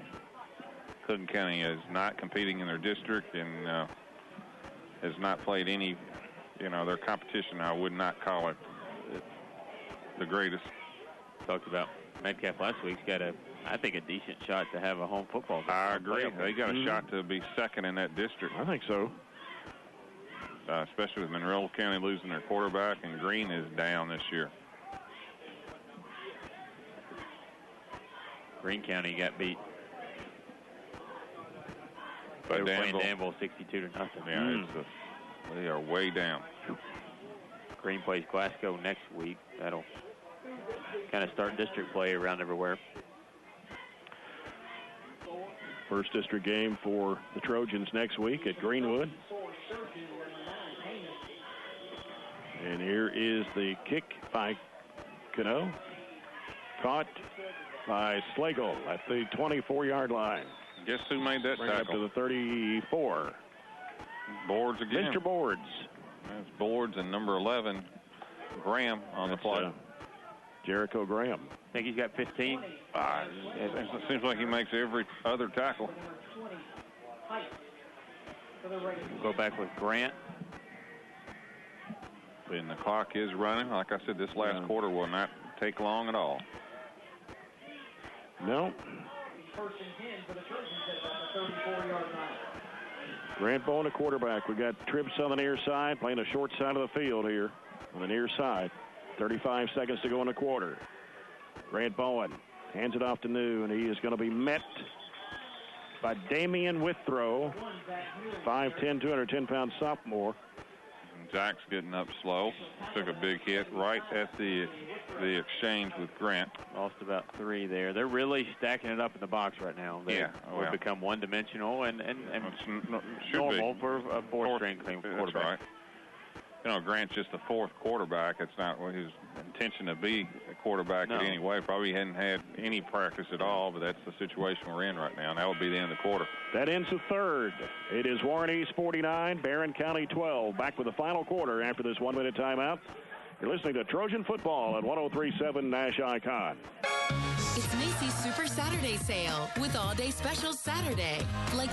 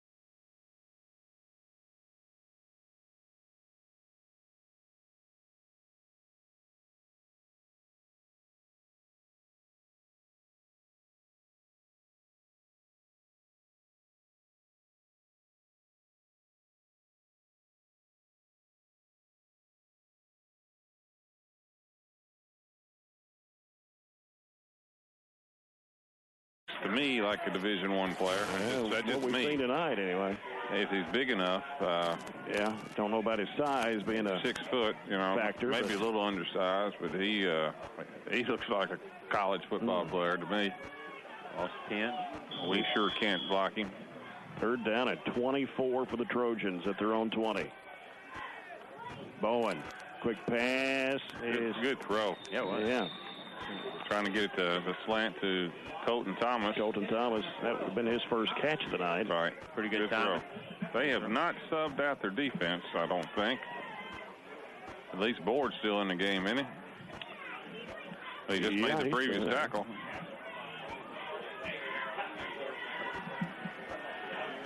Well, I don't see him now. But just went out. 4th and 24, and Cooper Mannion will punt. Back for Warren East is number 24. I don't think I've got a 24 on the roster. Dwayne Cook. Is that who it is? Dwayne Cook. Didn't have that on my original roster for some reason. 10:23, clock running here in the 4th. And Mannion. Good kick. Going back to Cook. He grabs it at the 49. Cook scrambling now.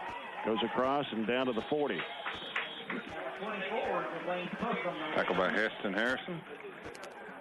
And number 18 for the Trojans, Gibson Lowe. I would think we would see their Warren East backups. I can't imagine why you wouldn't.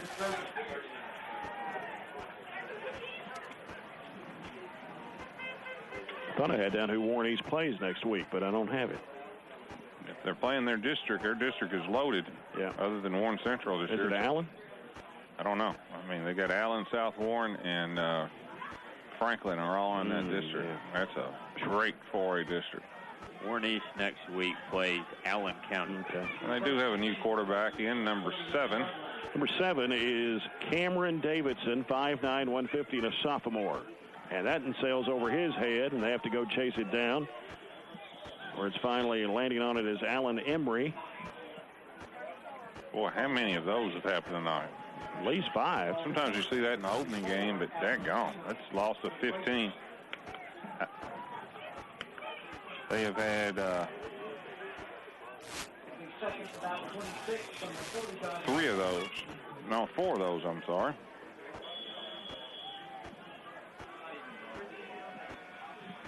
Second and long. And he almost let that one go over his head. He'll run it down the middle to the 50-yard line. 34. That's number 34, Alan Embry. And you just don't see, I mean, it's rare now to see anybody to take a snap under the center, isn't it? I mean, I can't remember does anybody that we play, Harley? I mean, Greene County did some, right? Yeah. But almost everybody is shotgun all the time and no huddles. Everybody we play, except next week. And off to Emery, trying to go around left end, and he's going to be thrown for a loss of a couple of yards. Lane Rigsby. Now, next week, there will be no shotgun, Holly, for Greenwood's in that wishbone. But, but for the most part, it is, everybody kind of plays the spread right now. That's probably one of the better quarterbacks around at running that kind of offense. You're right. Final score in tonight, Greenwood beats Glasgow 45-12. Wow, that is I thought Greenwood was better, but boy, I thought it'd been closer than that. That's a pretty good. It surprised me that much. Mannion with the punt, and it's going to take a bounce back to line it up to the 50. Good return by Blaine Rigsby. Yeah, Rigsby. About 30 yards. The kick was by Greer. I'm sorry, I didn't get that right there. Good return by Blaine Rigsby. He plays hard now. Blaine's had a good year.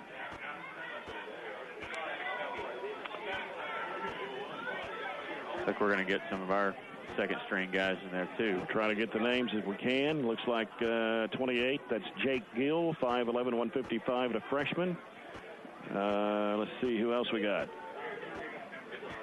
81. 27 over here.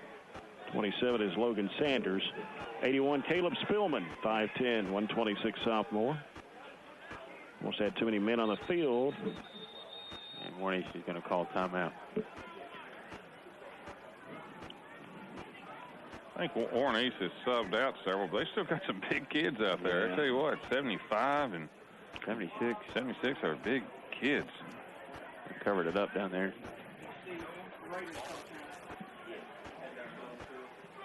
Timeout with the Raiders. 6:26 to go. It is 49-12. Raiders. Well, after Greenwood next week, we'll have a week off.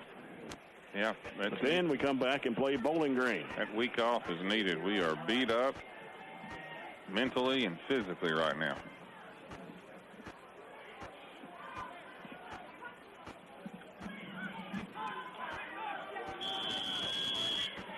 Grant Bowen. Quarterbacking the Trojans. A handoff coming to, let's check the number, 47. That's John Strode, 5'7", 164 junior. Correction, that's number 47. John Strode.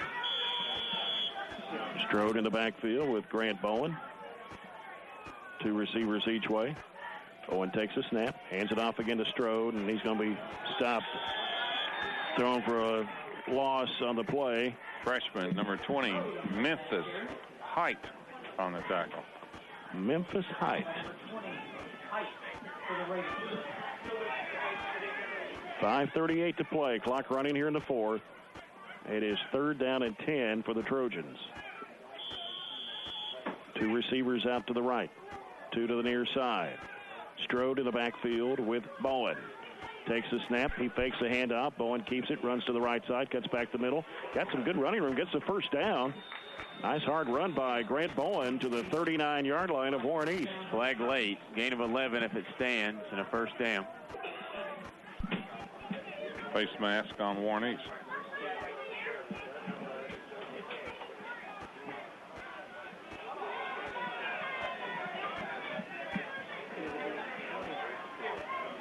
First downs for the Trojans. Another one of those inadvertent ones. Hard to believe it's inadvertent when it's on a tackle. But anyway. Let's see, we got, of course, Tyler Bush in there, 5'9", 162, and a freshman. 17 is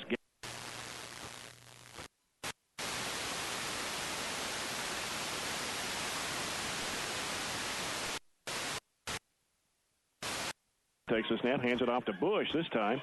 He breaks a couple of tacklers, and he will take it to the 26-yard line.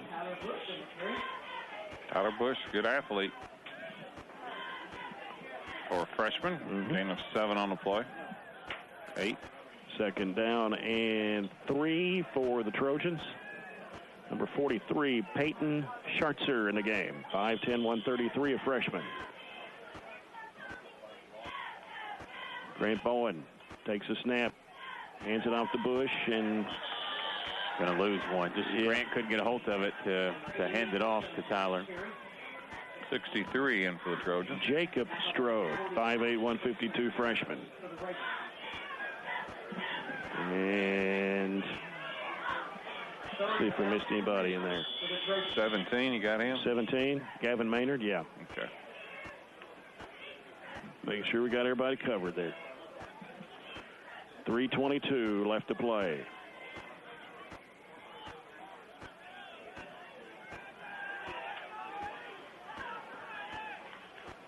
Bowen takes a snap, hands it off, and that is to Logan Sanders. Oh, they blew it dead, but probably would have been a fumble. Sanders is a freshman, of course, the kicker for the Trojans. 4th and 10. 2:40 and running.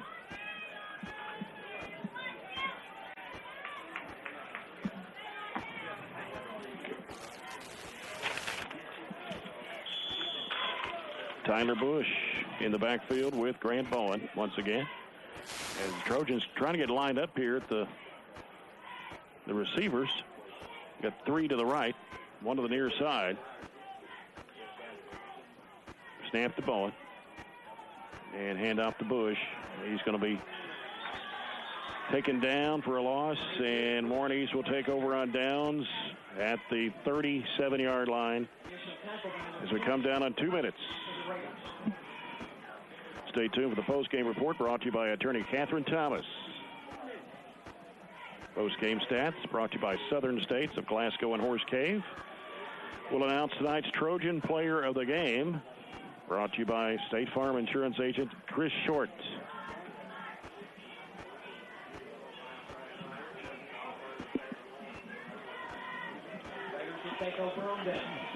$140. And they're going to just take their time. They haven't even set the play clock, but it still keeps going. I think the referee has been generous on that one.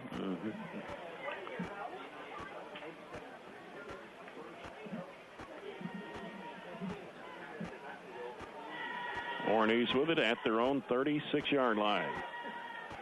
Let's see, who's the quarterback in there? Is that Davidson again? Yeah, number 7. Davidson with 2 receivers to the near, both sides here, and here's a handoff coming to Embry. Embry off left side. He's still going, and boy, keeps on running. He got the first down and carried people. Couldn't wrap him up. Took people with him and got across the 50-yard line. Gained 15 on the play. Just carried people.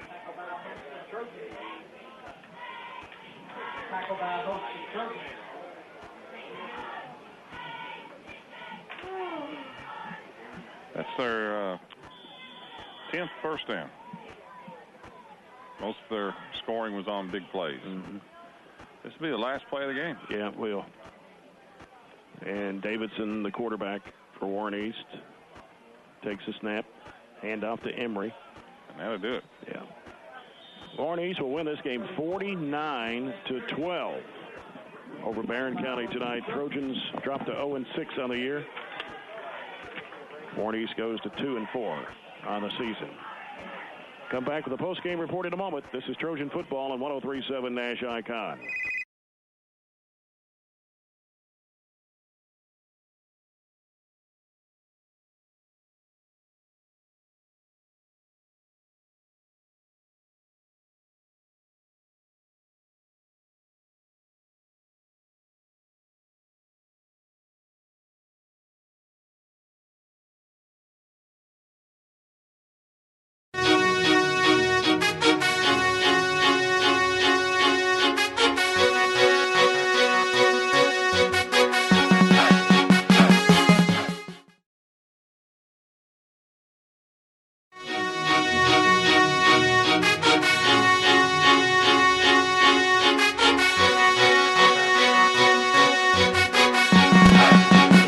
Center, hands off the seat. Bring it to the outside.